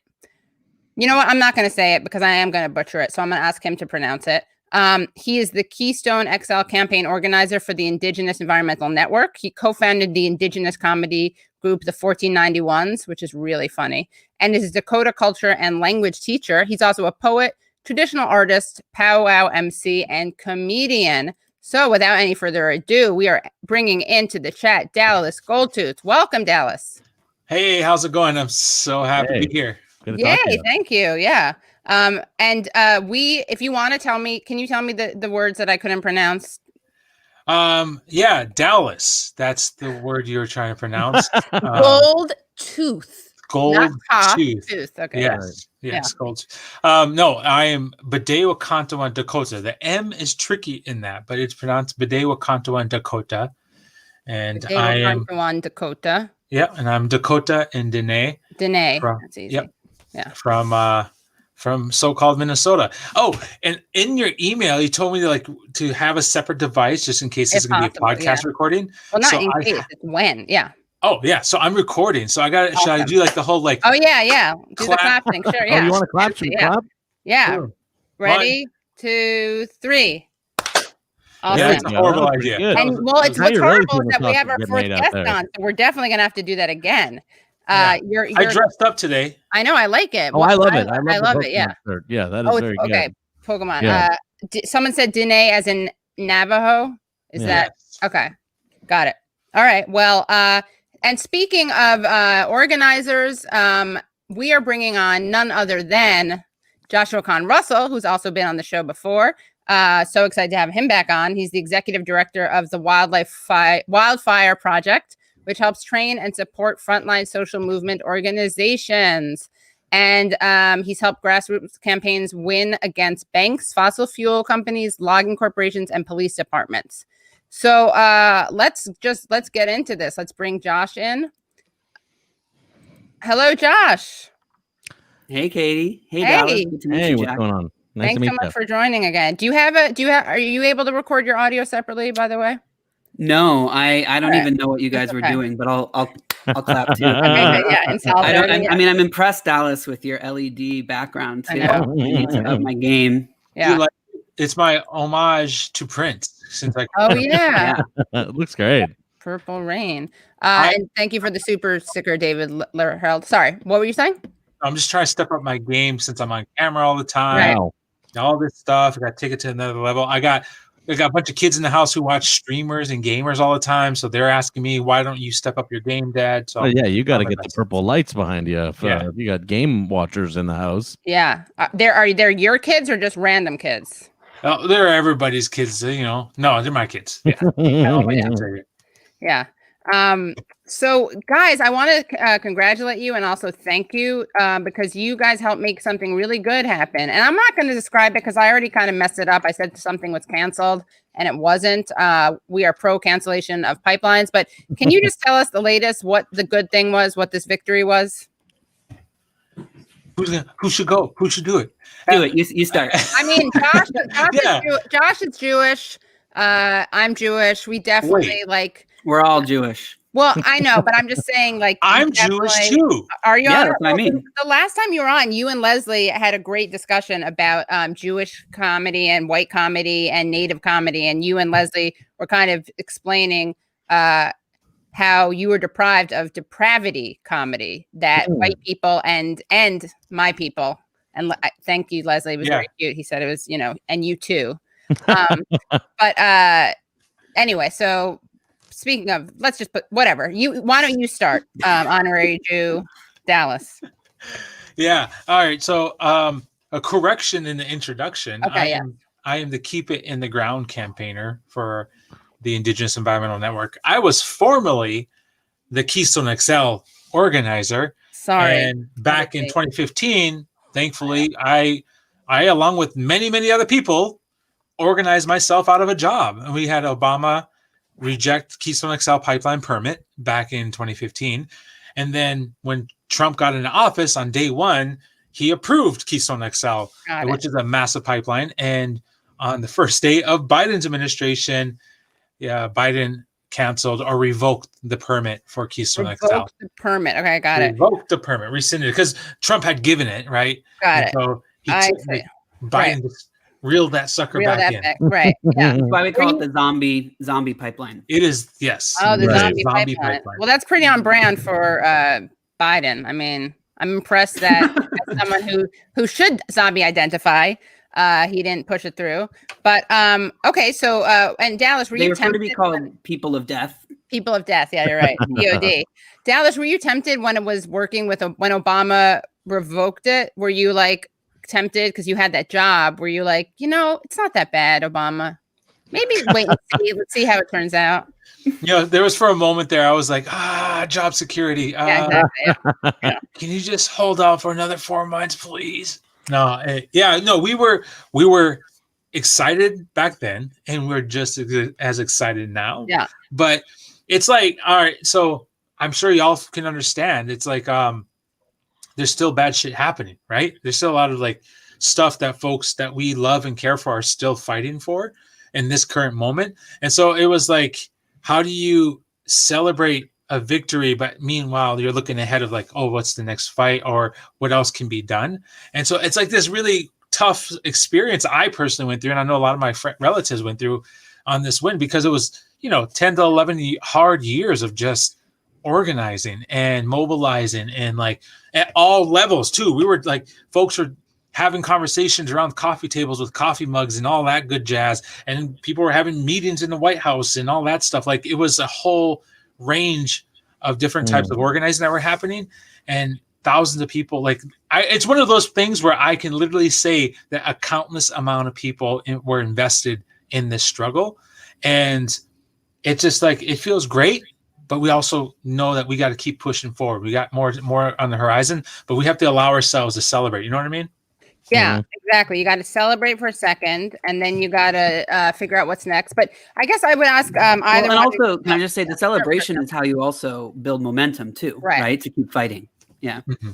It's self-care. I mean, I'm kind of joking, but it's not. You actually do have to celebrate because if not, you'll burn out. Right. And, you guys aren't like naive. It's not like you're celebrating, like it's done. But what are the lessons in terms of like, not just like, and then we'll talk about how we have to, what the next thing is, but what are the lessons for how you were able to achieve what you did achieve? Mm-hmm. Can I give some background first? Yeah, of course. I feel like there's background. Yeah. Do background. Let's rewind. Rewind. Well, just so, I mean, I don't know. I don't want to assume that everyone even knows what we're talking about, right? So the Keystone XL pipeline was this proposed pipeline that's, 1,500 miles from Alberta, Canada, down to the Gulf Coast. Parts of it we already lost, right? The southern leg was already built. But this was the multi-billion-dollar, crown jewel of the fossil fuel industry, and it was threatening the land, the water, the livelihood of millions of people. And tribal communities have been fighting tar sands extraction, for years and years and years before this campaign. In particular, groups like Athabasca, Fort Chipewyan up in Canada. But before the campaign got going, when this pipeline was proposed, it was really seen by the movement in the U.S. as like a Canadian issue, and it was hard for groups to figure out exactly how to make it relevant. And one of the things for me, a lot of the lessons of this are like how much this changed the landscape of the climate justice movement. And so in order to understand that, you got to, like, if we rewind 10 years, the state of the climate movement in this country was pretty bad. So like in the like mid to late 2000s, the US climate movement was pretty flailing. It was pretty fractured. It hadn't unified around common opponents. And actually, let me just further give a little context of, like, we might use some term, like, the movement isn't one thing, right? So there's like an environmental movement that is largely like NGO driven, and within that there's a lot of differences. Then there's like an environmental justice movement, which is frontline, mostly communities of color, poor communities fighting point source extraction in their communities, and then also indigenous sovereignty movements, and they all overlap and relate to each other. And so back about 10 years ago, the lead up to the like global landscape there was negotiations around climate change at the United Nations, and everyone in the movement, in the environmental movement, was putting their hopes in an international treaty that was supposed to happen in Copenhagen and eventually happen in Paris, which is now the Paris Accords. But also at that time, there was a climate bill in the US Congress. And so a lot of the large NGOs were putting all of their resources into lobbying and into these like beltway strategies to get this climate bill passed. And there was some good stuff in it, but there was also a lot of like green, what we call like green capitalist stuff that a lot of the environmental justice movement was directly opposing, right? Stuff like, carbon capture and carbon markets, stuff like that. And so there was all of these divisions. And then basically both of those things were huge failures. So everyone who was putting all of their faith in the policy fights on the international level, as well as the national level, suddenly, they had been getting all the funding, all the resources. And when those things failed, a lot of us who were grassroots activists said there's an opening here to really shift the balance of this movement right now. Because during that whole time, a lot of grassroots communities were winning, like real tangible victories. They were smaller scale, but like there was a cancellation of a life of mine permit in Black Mesa, Arizona. There was resistance against the Desert Rock coal plant, halting of the refinery expansions here in Richmond, California. All of that was happening from bottom up, grassroots, people power organizing, not through playing around in DC. And that was getting a lot more credibility. And so we felt like, okay, there's a moment for new possibilities now where people are open to different strategies. And so there was a number of folks who had been pursuing like direct action strategies, civil disobedience strategies of leveraging power, and wanted to design actions that would basically be like a doorway into the movement, right? And so the proposal around the Keystone XL pipeline had been circulated, and we knew we needed to fight that, but we also wanted to create a flashpoint that would be, be able to galvanize a broader movement strategy, like create a movement moment, right? And so we wanted to move towards shifting the movement towards following frontline leadership in general, but indigenous leadership in particular, right? And then picking campaigns that had a diversity of strategies that could be real movement campaigns, not like one organization runs a single issue kind of thing. And then also to legitimize civil disobedience and nonviolent direct action among the broader environmental movement that until that point had mostly been really afraid of more militant tactics.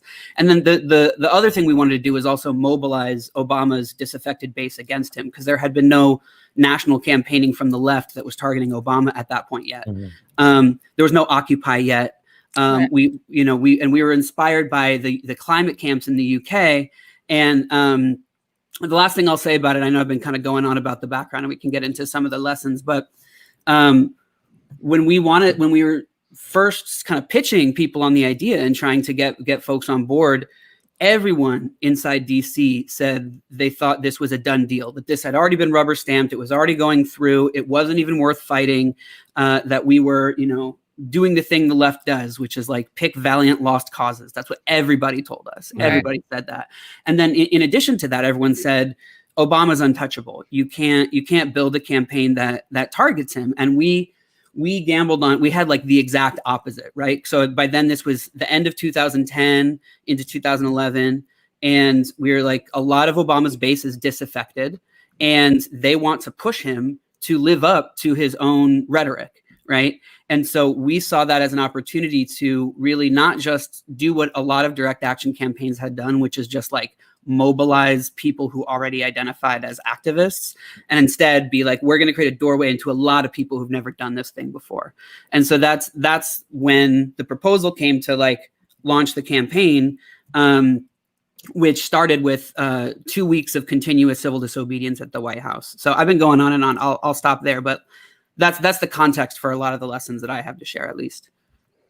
Okay, Dallas, do you agree with those, or anything you want to push back on? I'm trying to create some drama, or obviously there's plenty.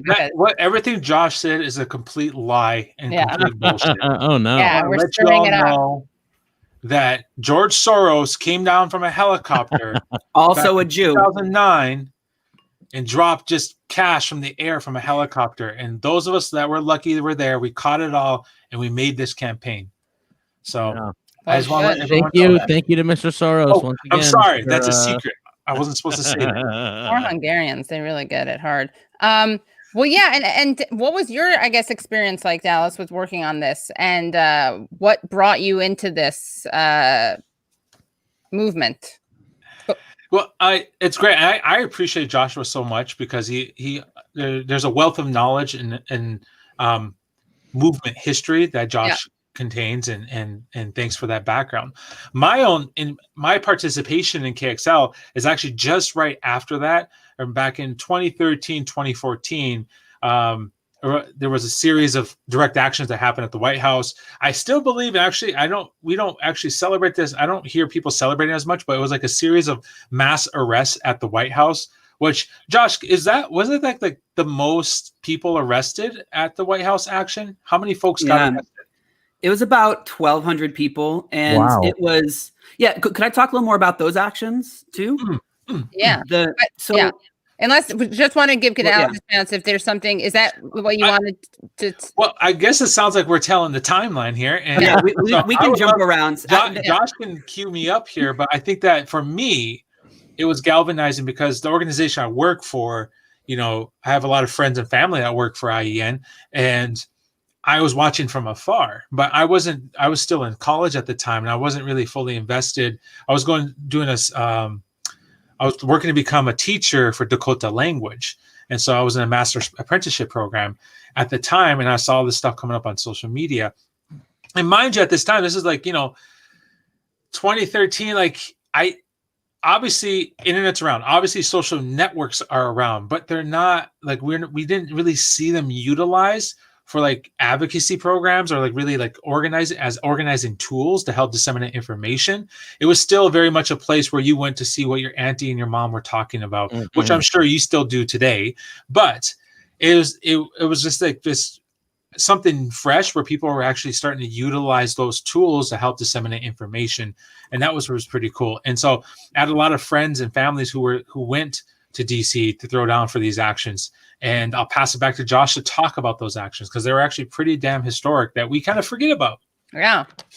It's where to start? So the one of the things that's important about the actions is that, you know, usually a lot of people try to build broad coalitions by like getting a lot of different people in the room and then trying to align everybody on like, what's our demands, what's our blah, blah, blah. And usually that doesn't work very well because it produces this sort of like lowest common denominator kind of politics of a big tent. And so we wanted to build a big tent. We wanted to go beyond like a, you know, self-marginalizing kind of group of radicals on the fringes. We wanted everyone involved, but we did it by leading with action and be like, this is what we're doing. Get on board if you want to. And that was really how we arced towards coalition. You made the tent first, and then you invited people in. Exactly. Like, you designed the tent. Okay. And the tent, like it was rooted in specific principles that actually came from Indigenous Environmental Network, and the leadership of people like Tom Goldtooth really helped anchor like the principled way that this could move forward, which sometimes we lived up to. And then in addition to that, it was because it was action led. We didn't need everybody to agree, right? It wasn't about people's big picture ideas. We all need to share a theory of change. It was like, get on board with this thing right now, you know? And so, and the people who came, the other thing is like, we wanted these actions to be a doorway. And so the people who came in were farmers, they were faith leaders, they were ranchers, they were students, Indigenous elders, community members, scientists, you know, grandparents, celebrities. And there was, the other thing was like, a lot of direct action in this country up until that point was like one-off, one-day things, at least like that were recent. And so because we did 14 days in a row, the first couple days, nobody paid attention. There was no media interest. We had to build our own media. And then over time, it became such a big spectacle that it got all of the media attention. And that's what brought a lot of the groups that were more centrist on board, because they were like, oh, this is legitimized now. Right. And so what we did was legitimize direct action in that way. And the other thing about that kind of approach was, you know, we started with a really, really bold ask. Like, so for a lot of people who get trained in how to organize, there's this thing called it's called the ladder of engagement. The idea is, you know, you've probably heard meet people where they're at, which is a good idea, but there's a legacy that is from an organizer named Saul Alinsky that has this idea that the way that you meet people where they're at is you start with like a very small ask. You know, you first ask people to sign a petition. Then when they sign the petition, maybe they'll get on your email list. Then once they're on your email list, maybe they'll come to your meeting. Then eventually maybe they'll like take on a role and table and blah, blah, blah, all the way upward. That's the ladder. Mm-hmm.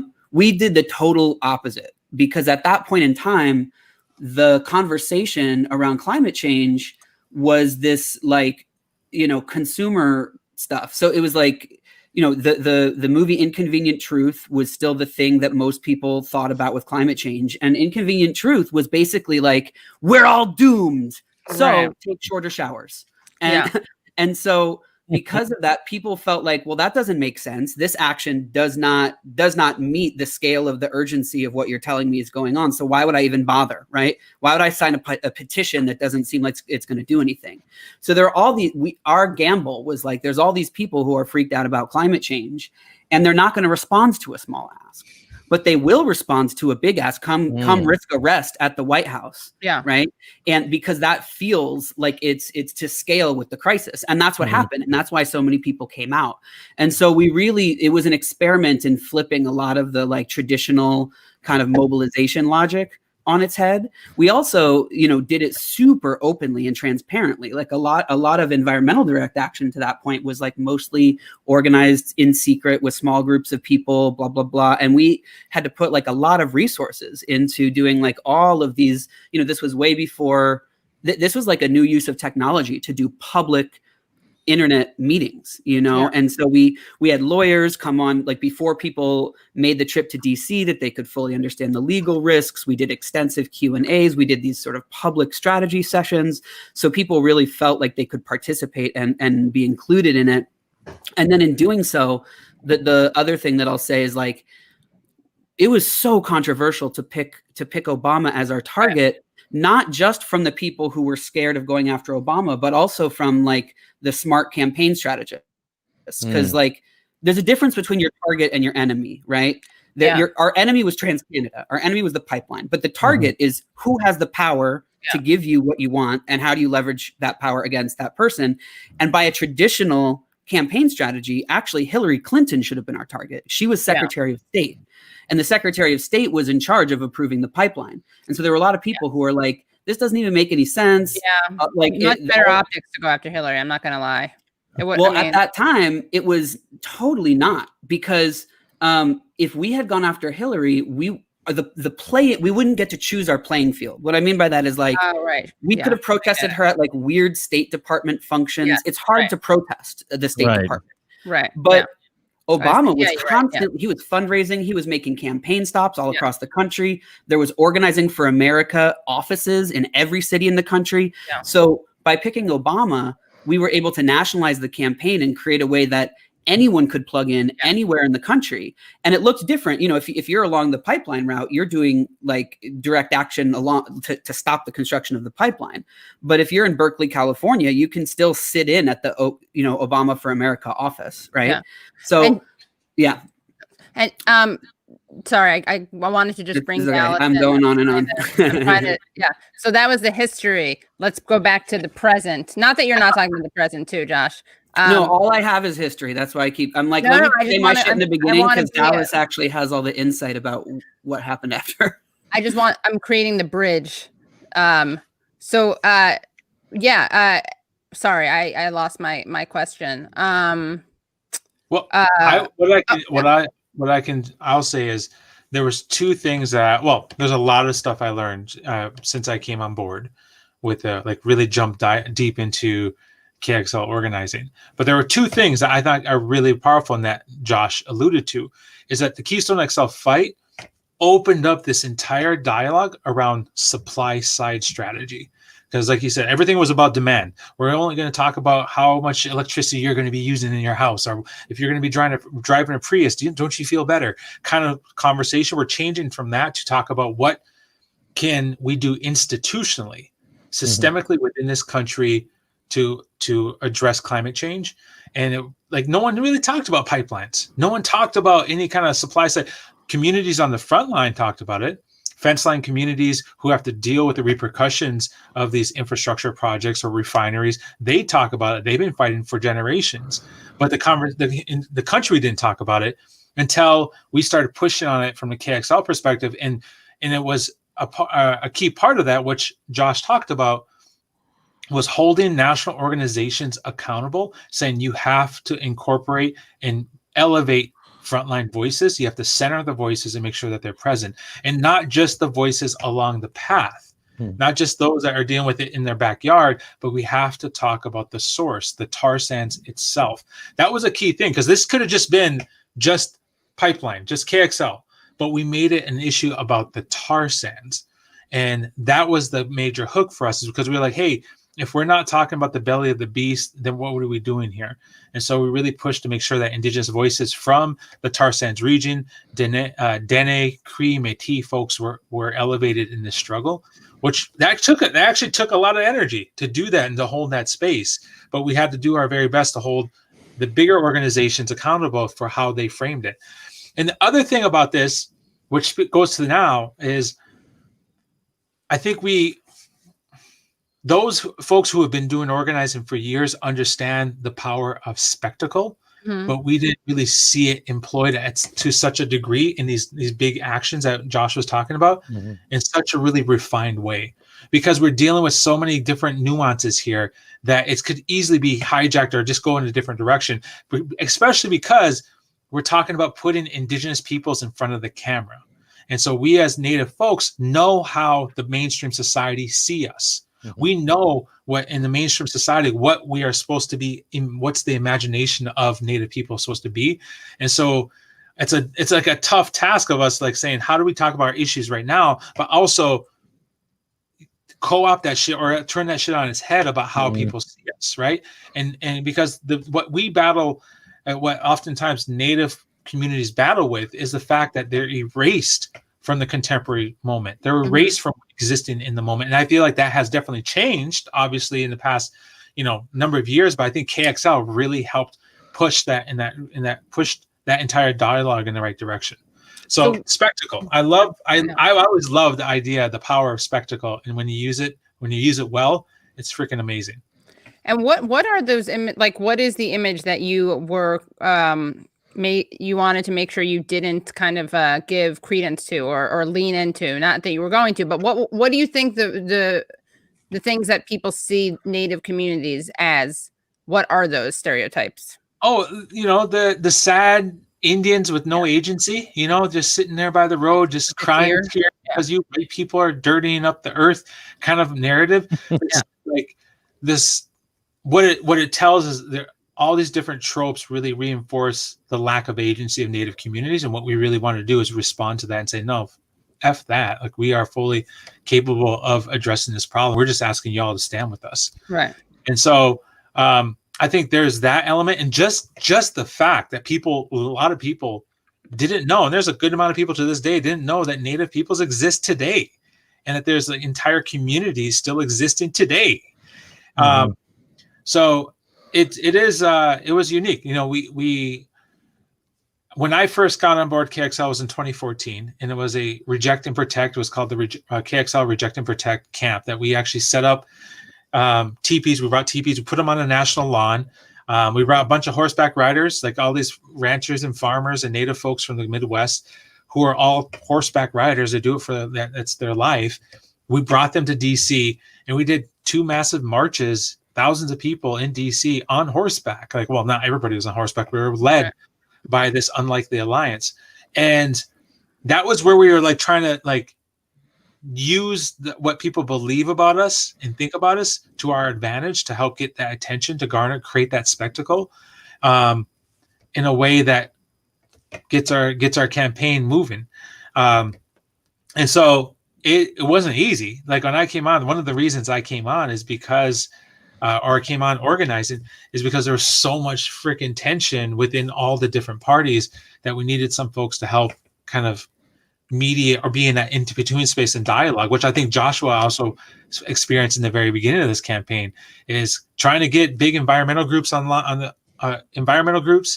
environmental justice, smaller organizations to the table, and frontline communities at the table is a lot of freaking work to hold that space together. So I think that's what I got to say about that. Were you asked, did you do stand up to bring people together? Did you get you could have gotten on a horse and been like, guys, listen up. Anyone from New Jersey in the protest? On a horse. I did stand up on a, this is totally off topic, but that brings a memory of something about Dakota Access Pipeline in the fight in Standing Rock. Yeah. The most surreal image. I hope I keep this memory till the day I die. Was it was right a couple of days before it was October 27th, I believe it was 27th or 26th. Jesse Jackson came to Standing Rock, and there was at the front, there was a blockade. We had closed off the road.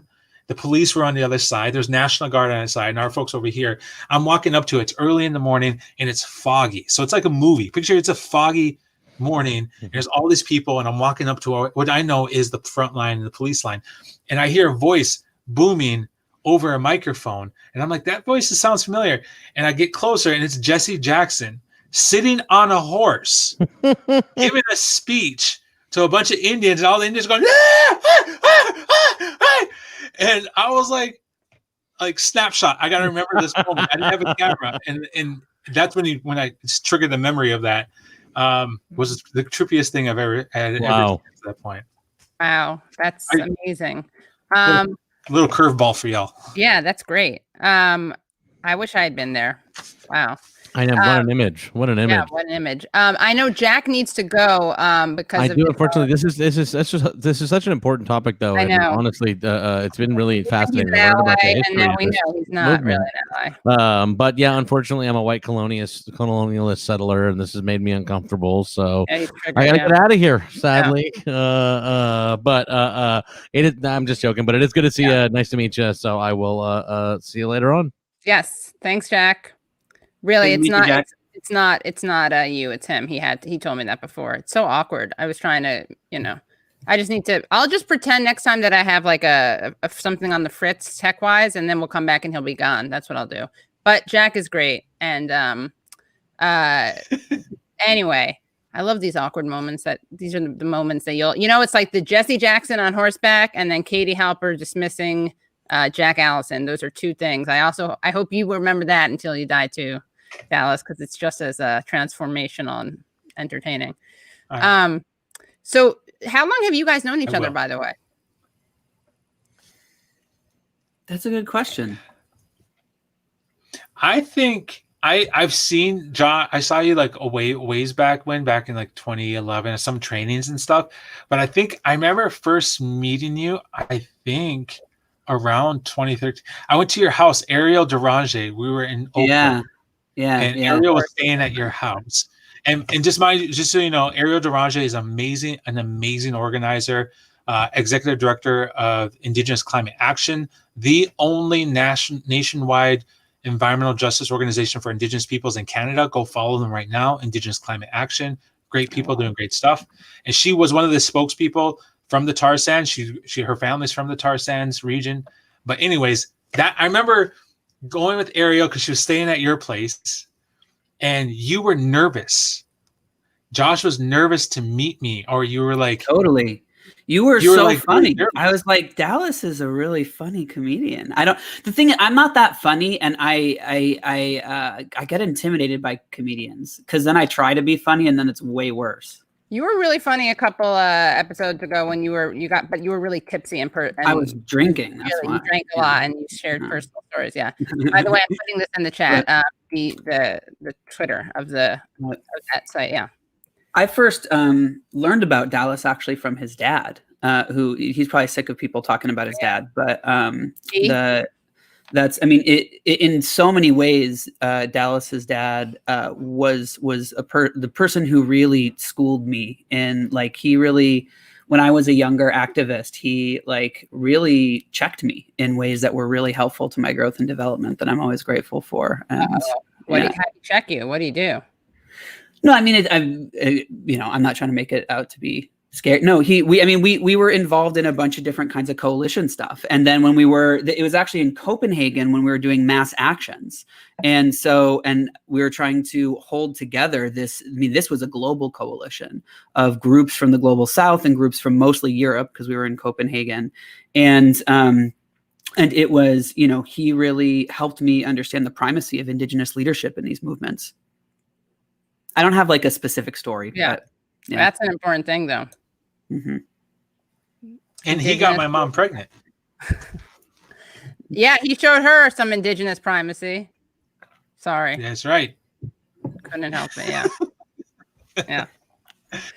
Is it? I mean, okay. What is the next thing though? So like Biden kind of like pulled something back. That's great. And what is the next battle on the horizon? Well, it's not actually the next battle. It's a battle happening right now that has been ongoing. Well, actually, there's a number of them, but the one I'm really speaking to is Line 3. Someone asked about that. Line 3, great. Yeah, Enbridge Line 3 is a massive pipeline that's being currently built in northern Minnesota, traditional Anishinaabe Dakota territory. And what it is there is already a Line 3 that's like 60 years old, and it's leaking, and it has tremendous risk of spilling. And it's running at like 30% capacity right now because it's so old. And Enbridge wants to replace it, and it's been it's about a 8 year battle in of itself there. And they finally are doing construction, and people are rising up and taking direct action to stop construction as much as possible. So, there's organizations like Honor the Earth, GNU Collective, our organization, Indigenous Environmental Network. We have folks and contacts on the ground. There's another local group called Rise Coalition. And like basically right now it's sub-degree temperature, and kids are locking themselves the equipment and putting up tree sits and doing everything they can to help slow down this construction. And what Biden could do is stop it. Like simply, there's the Army Corps of Engineer gave them a permit, And that permit was hella shady how it got approved during the Trump administration. Surprise, surprise. And all Biden needs to do is say, hey, we don't trust the process that Trump's administration did in approving this. So let's pause that and let's do our evaluation. That's all they're asking, is just to ask Biden to take executive action to just pause and do an evaluation of it, in hopes that they will also see that their process and way they approved it was completely fucked. And so there's like this push right now, this campaign that I'm been organizing on, called Build Back Fossil Free, with this entire focus of holding the hard left flank on Biden's administration, hold them accountable and say, hey, look, we're not going to accept a token like yay, KXL, but not say anything about other projects. And the only other thing I would say, which is crazy, because I know a lot of your folks watching, a lot of your fans, people are watching this, I'm sure are well aware of Line 3. I referenced it earlier. They are aware of Dakota Access Pipeline. Yes. I referenced it earlier. The fight at Standing Rock was the largest mobilization of Indigenous peoples for active resistance in living memory. It was massive. And Dakota Access Pipeline got built.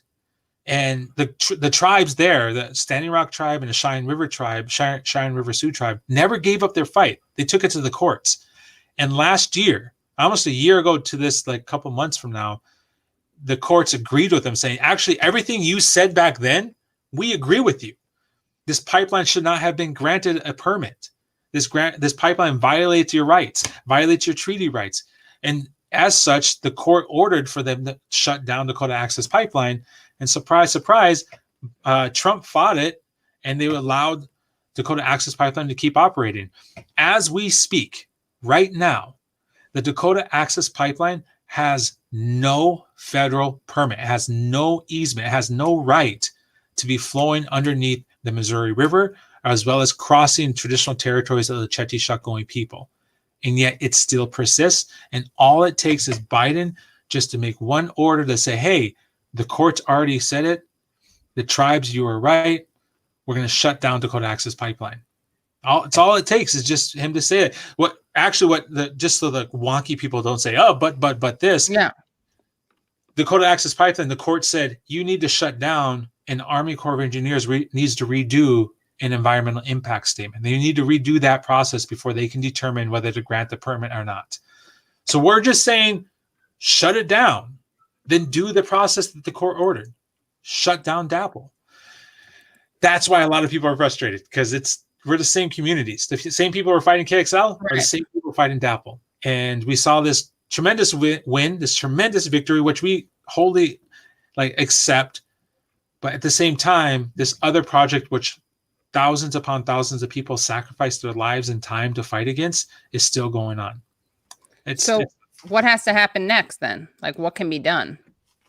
Well, what could be done is not give into this whole moderate approach of hey, let's just take one thing at a time.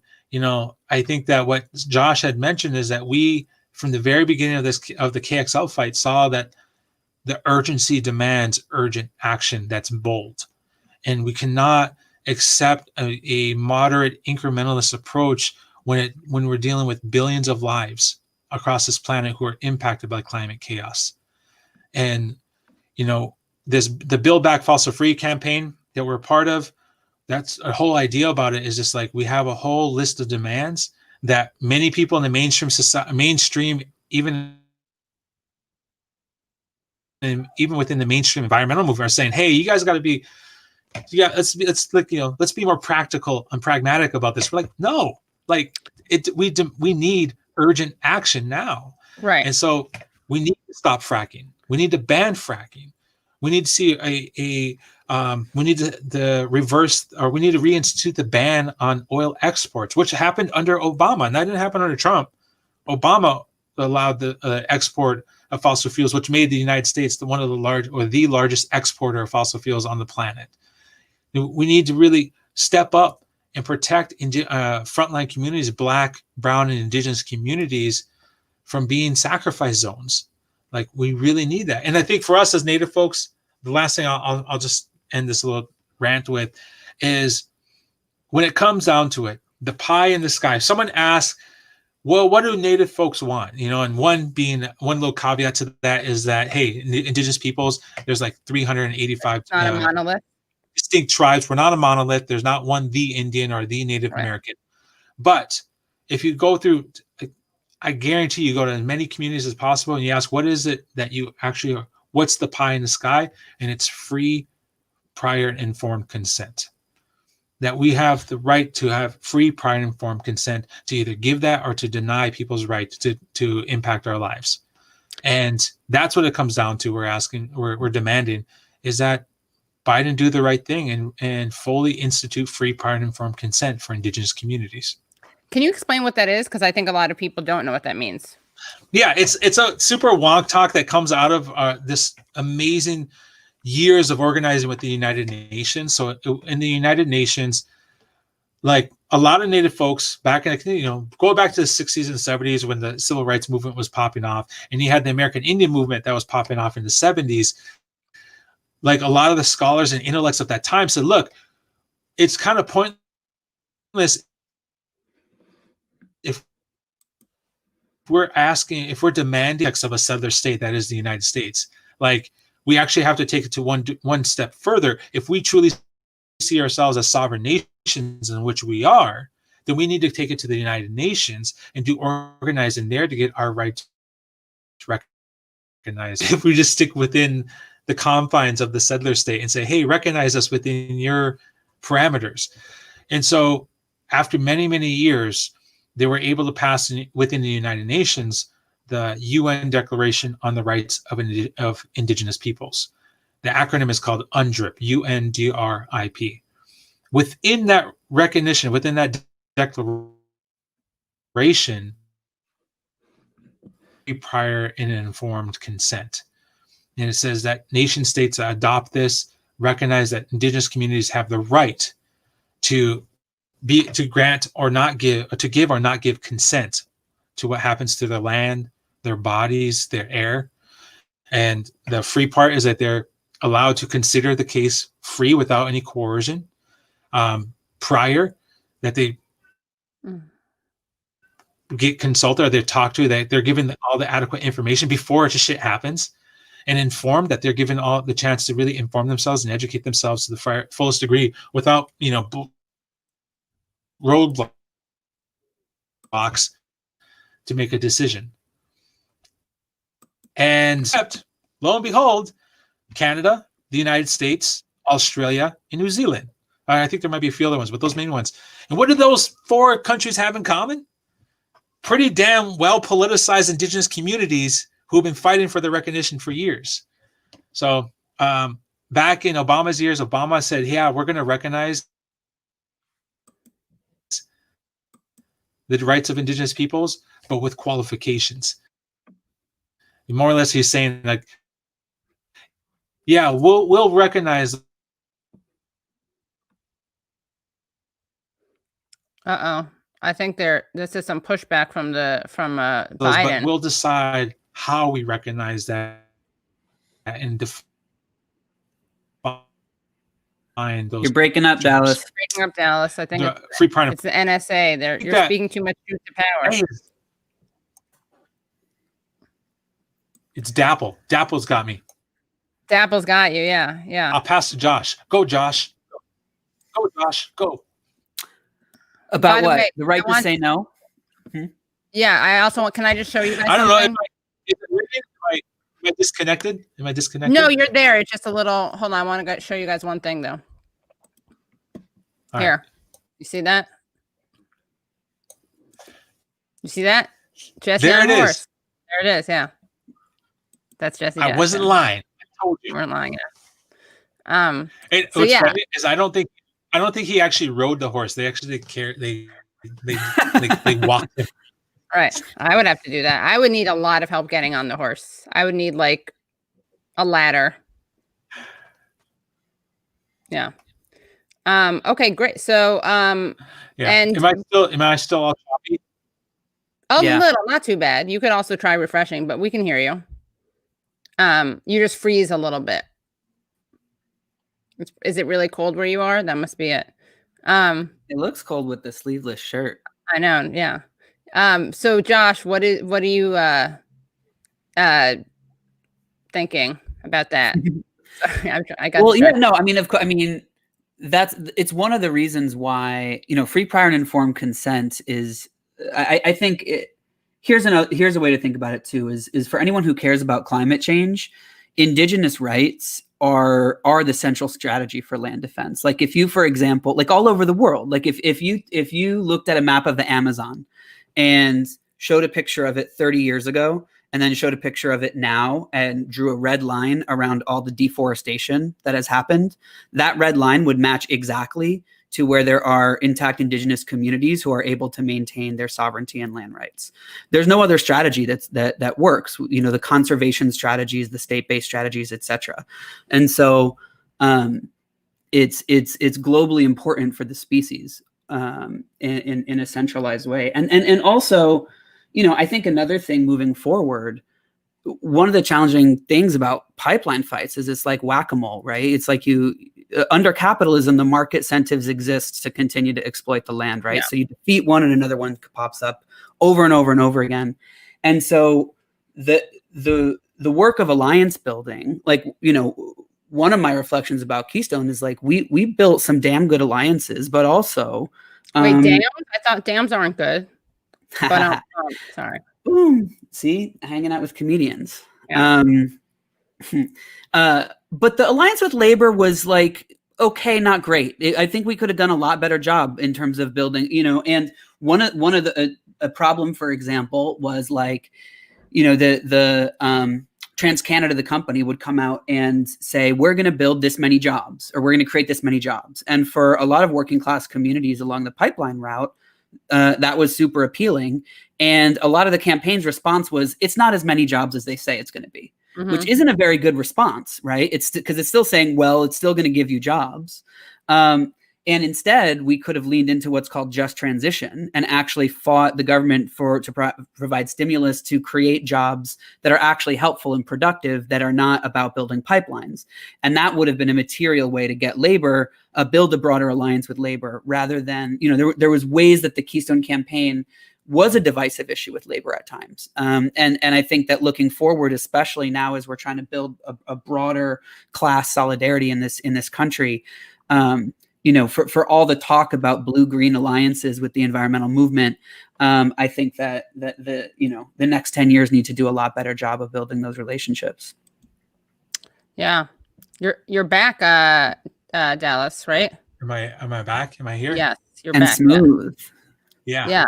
Sorry, Dakota Access Pipeline shut me down. Dapple. Yeah, I know.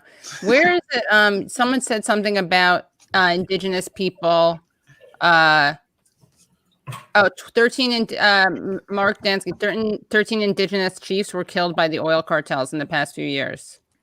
Yeah, I don't know what that specifically references, the actual number 13, but I do know, like, it's been ongoing, like in the global South, especially, that there's so many frontline, just Indigenous peoples who are murdered, assassinated for their activism. We've seen that for generations now, where folks are just trying to protect their homelands and their communities who are taken out.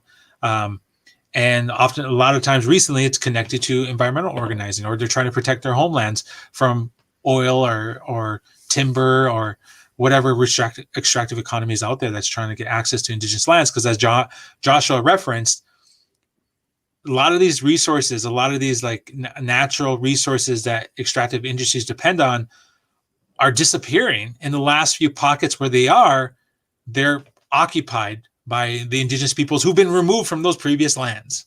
Right. So it's like, it is pretty scary shit. And we're seeing that even here in North America, there is what a lot of folks in our community call an epidemic of murdered and missing Indigenous women. Yeah.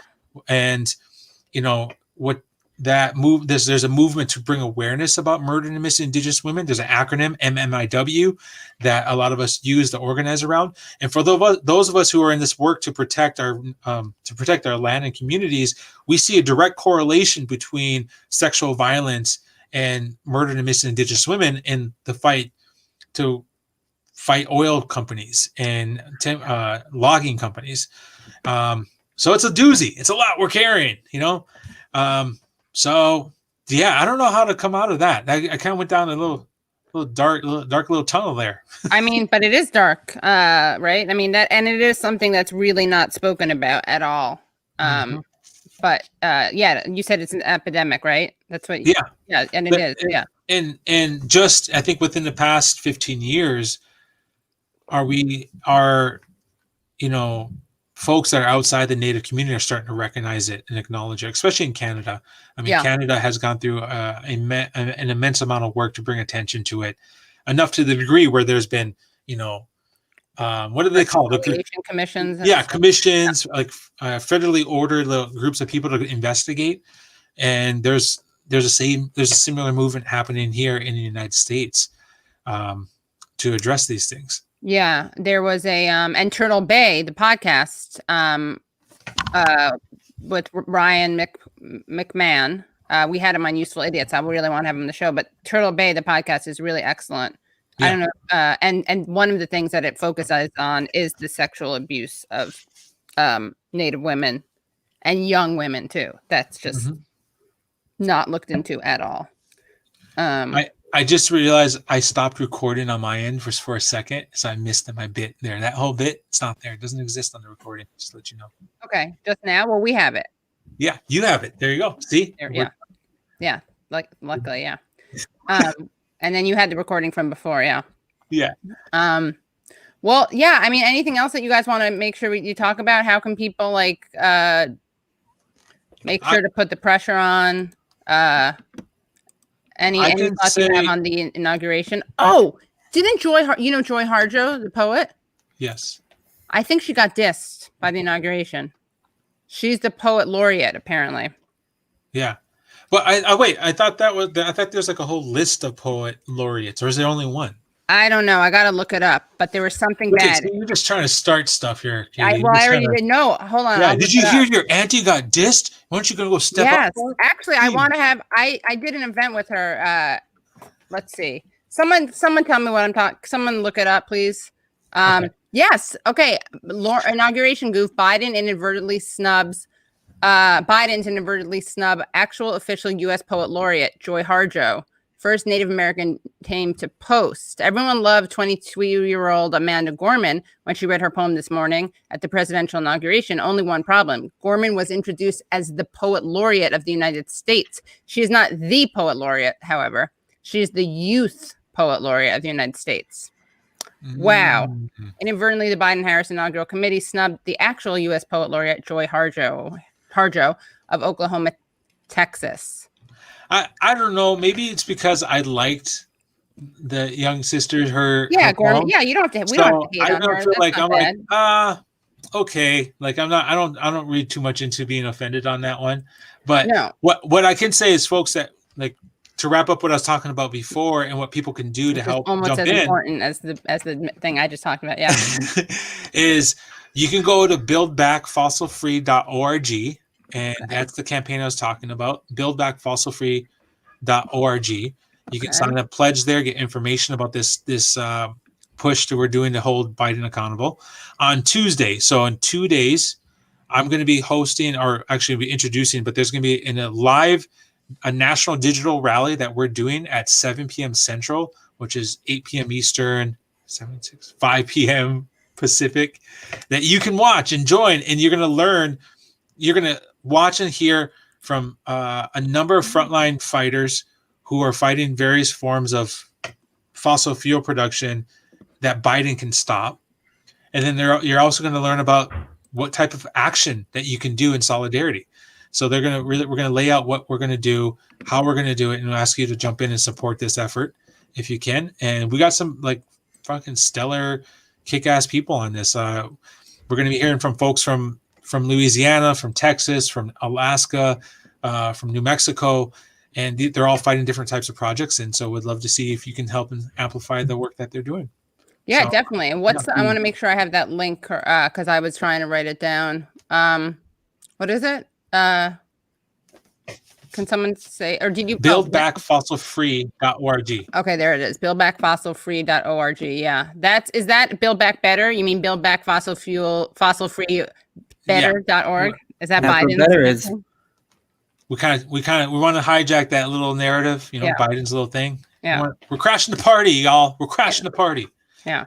All right. Can I just make a pitch to the non-native people about also like why it'll make you a better. Do we lose Dallas? That was such a funny. Wait, are you there? I think he's frozen again. All right. Well. Yeah. I'm here. Anyway, just for because I imagine that if you're listening and you haven't connected to solidarity work with Native people before, one of the things that I'm seeing just so much for folks who are getting politicized on the internet is just this focus on these narrow fights that are so anxiety producing. And I just see how much for folks that the climate crisis is provoking existential dread in many people. And just that for those of us who aren't Native, Indigenous people have a way of building resistance that's about navigating crisis and change fundamentally, and that we all have so much to learn from that, and that it's rooted in lessons of surviving the onslaught of the colonial period for 500 years. And what it taught me was humility. It's a movement sector that is visionary and bold, but rooted in a level of humility that if the rest of the left could get grounded in, I think we would have a much less toxic, much healthier set of movement spaces. And that's one of the things I think Native leadership can teach you if you're not Native. And keep it in the groundedness. Sorry, exactly. Keep it in the groundedness. Yeah, I got to bring the puns in there. Yeah, love it. Yeah. So that's my pitch to non-Native people. Yeah, do it, guys. Get involved, get into it. Dallas, a question in the chat was asking if you could recommend any good documentaries or movies about Native Indigenous people communities. All right, check out my brother. His name is Sterling Harjo. No relationship to Joey Harjo, but it's Sterling without a G.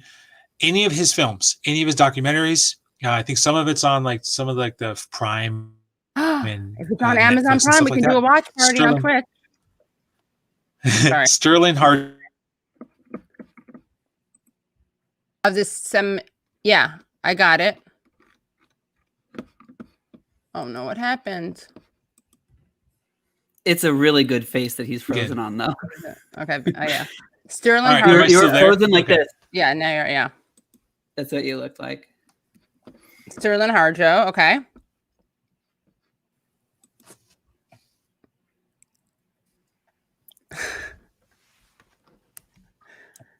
Yeah, I'll just end there. I'll just say that one. Just that one is one. Yeah, a good starting point because it forces me into a box. You should say that you don't watch them because you're offended by that. I don't know if I'm frozen or not. That's what's awkward. Is this awkward? Am I frozen? No. Yes and no, but it's not awkward. Oh, frozen. Other good. On the rocks. Dallas on the rocks. Dallas frozen. Yeah. I want to see if it's frozen. Okay. Can you I want to have Joy Harjo on the show, not to stir up any shit, but I do need to get her on. So if anyone out there knows her contact info, I have I did an event with her years ago. It was really fun. But yeah, if Sterling knows her, even though there's no relation, I know that. Because you told me that's a common Cree name, you told me, right? Sorry, what were you saying? Yeah. He knows her. Oh, okay. There you go. But all right, guys, this was great. Anything else you want to make sure that we mention? This is really, really great. No, all right. I'm just worried about my internet connection. That's all I'm worried. I want to see more, but I can't. Is how are we going to be? We're talking about connectedness, interconnectedness, community. How are we going to do this? Maybe, honestly, they need to keep those cables in the ground better so you can get better Wi-Fi. Exactly. You got to plug in directly, yeah. Speaking of plugs, should I tell people to go to wildfireproject.org? Yeah, of course. Yeah, plug whatever, you guys. That's my organization. Wow. And we'll inspire you too. Yeah. Yeah, this is great. And Thunder Bay. What is it? What is it? What is what? Oh yeah, what is it? Yeah. So we're kind of an intervention on how toxic the left is. Let me put it this way. Organizing is really hard. And so we support grassroots frontline groups across movement sectors. So in immigrant rights fights, in climate justice fights, in prison abolition fights, in economic justice fights, to navigate all of the traumatic conditions that we're in by fighting in these movements on the ground. And so it's a different way of doing organizing training. It's a different way of navigating conflict within movements. And so it's we're trainers, we're facilitators, we are long-term accompaniers, and unlike other kinds of facilitators that are kind of this sort of like consultant class, our whole team are frontline people, movement leaders themselves. They're campaigners, they're organizers, they're strategists in all of these different arenas. So we get to serve a lot of different kinds of movements, and the gift of that is we get to learn from cross-pollinating a lot of what's being practiced on the leading edge of these different movements, and that's a gift to us. ABCD, yeah, says study different native tribes. They aren't a monolith, right? Dallas said that. And even the tribes among the tribes, right? Obviously not a monolith. And William S. says, great show. Thank you so much. Would hard agree from over here. This is probably the best show you've ever done, Katie. I think it is. I mean, it's the funniest. I think this is the greatest show I've ever seen on YouTube. Yeah, it is. I mean, you wouldn't be the first person to say that. So, yeah. But yeah, this was really great. And yeah, we should do a deep dive into the nonprofit evil that is. And yeah, let's talk more about Canada too. Not in this show, but another show. I need to center Canada more than I am. Dallas is so funny. And then next time you come on, Dallas, let's watch some of your videos. And I will have better Wi-Fi. Yeah. Maybe are your kids gaming right now? That's probably it, right? Actually, that's what they are. I'm on the verge of saying, "Hey, get off the friggin' internet!" I'm about to get it. Yeah, about to raise my voice, which I just did. Right. Also, I gotta say, Dallas, a lot of men who wear hats, they do it to cover something up. But Dallas has a very full head of hair. I'm just giving you a shout out for that. Not that there's anything wrong with if you don't. No, I know it's fine. I just had to balance the Pokemon shirt with something like, like business on top, party at the bottom kind of thing, You're very business-like hat, yeah. Oh, I see, right, because you have a big pony. This is very you're business. hiding. Yeah, see, well, you're hiding the pony. So the ponytail's another kind of party. It's true, right? This is a party. Right. See that? Look at the mess. See that mess? Is it a braid or ponytail? I can't because of the bad connection. I don't know at this point. It's my wife will debate me either way. So right. Yeah. It's a mess. That's what not it is. A monolith, it's a mess. As you were just saying. Not a monolith. A lot of debate. braid ponytail debate. I just realized maybe it's problematic. I feel bad because my internet's cutting out. I feel bad I'm sorry. I'll fix that. No, it's okay. Come back again. And are you plugged in? I mean, are you plugged in? Like, do you have an Ethernet cord? We'll send you one. If not, we'll send you one. Yeah, send me one. Yeah, we'll send you one. 40-foot one. Yeah. Katie, I just noticed your Ninja Turtles. Is that a puzzle? Yeah. Is that action figure? It's a calendar. My dad, who Dallas met because my dad brought me a drink once, and Dallas because he's very observant. Who was Leslie Lee last time I was on? Everyone said I'm like April, whatever. What's her name? April. April.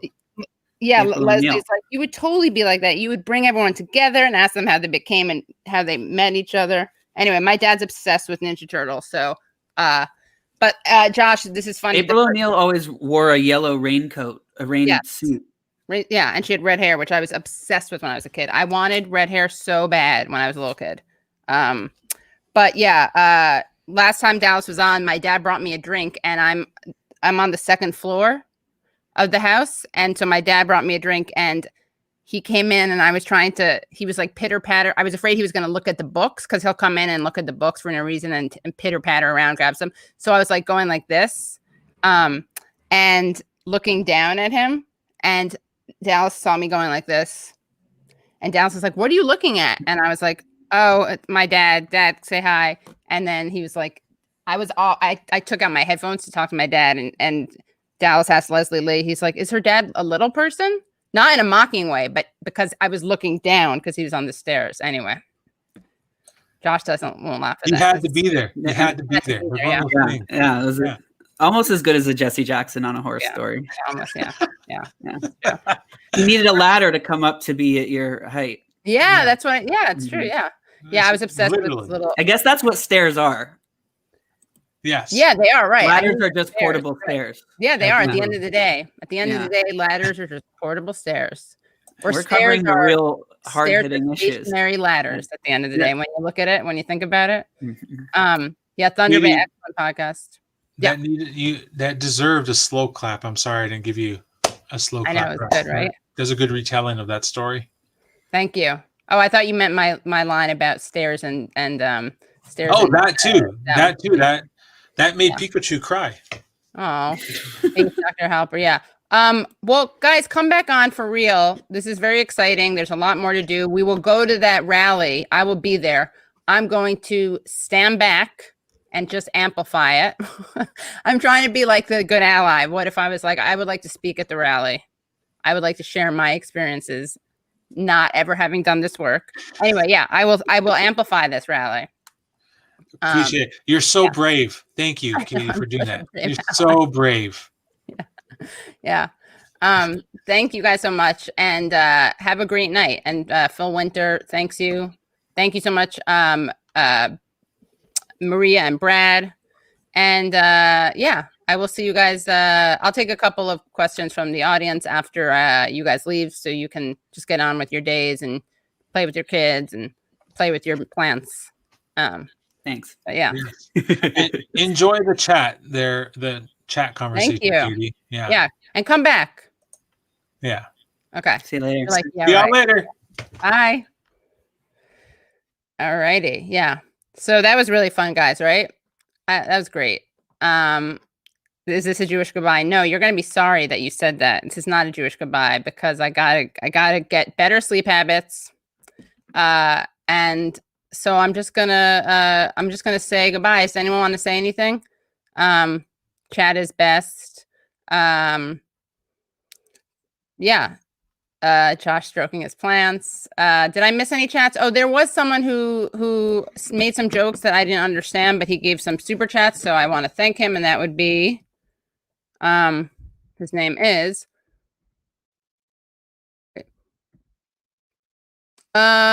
oh no, I can't. Oh, Sebastiano. Yeah, Sebastiano. Let's see. Okay, David, put the names and pictures of the firemen threatening Kshama and the recall supporters so people know not to support them. All right, I'll get those to you. And then Sebastiano, do you know what he gave? Thank you for your $10. This one's for you, Katie. Brad, do you know what the other references are from him? Because I don't know what that is. So, oh, it's a chat argument. We got to squash that beef. No room for intra chat fighting. But yeah, I really want Joy Harjo on the show. What recall can you summarize? Are you kidding? You're kidding, right? Oh my gosh. Oh, Kshama, Kate wants to know if there's a morning pages tomorrow. You know what? I'm going to do it. What time? Should we say 11 a.m.? Let's say 11 a.m. Morning pages. I will make this a thing. Yeah, I'll do it. Hold on. Katie, ever heard of the Sensible Socialist podcast? No, I have not. Yeah. Okay. Joy Harjo would be wonderful if anyone knows her. I'll read some of the book titles from. I had Leon. I'll have him on again. I'll have Esha on again. But yeah, that's it. That was a great show, right? I thought that was a great show. And I will see you. Banning debate. I don't know what this is about. I will see you guys. No, the Irish goodbye is supposed to be Gavin Hillock. Apparently, the Irish goodbye is the opposite. It's when you leave without saying goodbye. And the Jewish goodbye is when you say goodbye without leaving, which is, of course, my thing. Okay, Rebecca says, tune into Esha's spoon feeding us Lenin Sundays at 1 p.m. Yeah, let's do it. So, guys, you remember when the new show time is? Sundays as normal, as usual, 7 p.m. And the other day, Thursdays at 7 p.m. And some upcoming guests are Margaret Kimberly, Ed Angueso, Justin Jackson, Daniel Bessner is coming back on. Katie the Queen. Thank you. I'll take it. Who else? I just gave you a lot of great people, but those are some of them. And yeah. Oh, you know what? That tweet did okay. Ready? The tweet did okay. The one, let's see, that I did with Glenn. Let's see how it did. I think a lot of people got really mad, actually. All right, now let's see if this works. It's showing that, right? Now let's see if I can, okay, we're still looking at that, right? All right.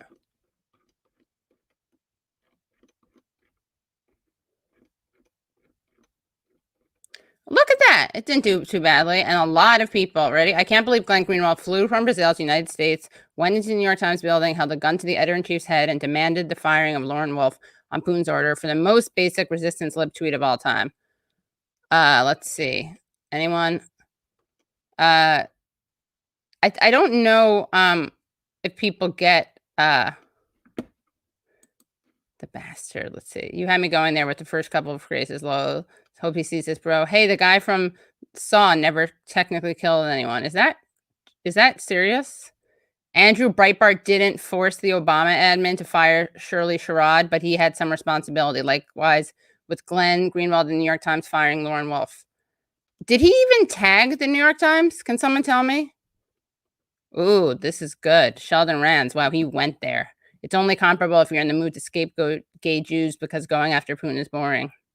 I like this guy. You're awesome. Fucking dumb. You and your crowd are a circle jerk.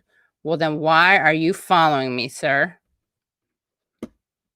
Oh, no. Corner store. You're an unprecedented. Oh, I'm going to get in trouble because I'm showing tweets and this is considered bullying. All right. I won't look at any responses. And don't do anything. By the way, if you want me to ever go through tweets and responses, please don't ever say anything to or about the people who respond, because then I won't be able to show these anymore because I'll be called a bully. So guys, keep it together, or else I'll just show my tweets moving forward. Is that anything else? Let's see. We got someone else. Slow Joe finally gets his chance to cut SSI, fix the entitlement that is really an insurance they forced us to buy. Surprised after 40 years of him trying to do it. Let's have a segment about it. That sounded like a poem or a rap. Let's see. Yeah. Did Glenn tag the New York Times? I'm just curious. Anyway. All right. I guess we'll find out next week. And we also this week, they posted something in public, but you're a bully for showing it. Love how that works. Oh yeah. Yeah. Well, I sick my followers on people. Anyway, do I support Andrew Yang? Let's see. If he changes a lot of his policies. You know what? I'll have him on the show and then we'll figure it out. A quick 40 minutes on your favorite kind of bread. I love this Italian bread, which is just like buy it at the supermarket here, and it is so good. I can't even describe it. All right, so I'm gonna end the show. I'm gonna make some clips, which you'll see, and you can share. Obviously, we're gonna clip some stuff up, including the Kshama Sawant, and yeah, I will see you guys on Thursday. Bye. Don't forget to like, subscribe, and if you feel like it and you have some shekels, then maybe patreon.com/The Katie Halper Show. Good night.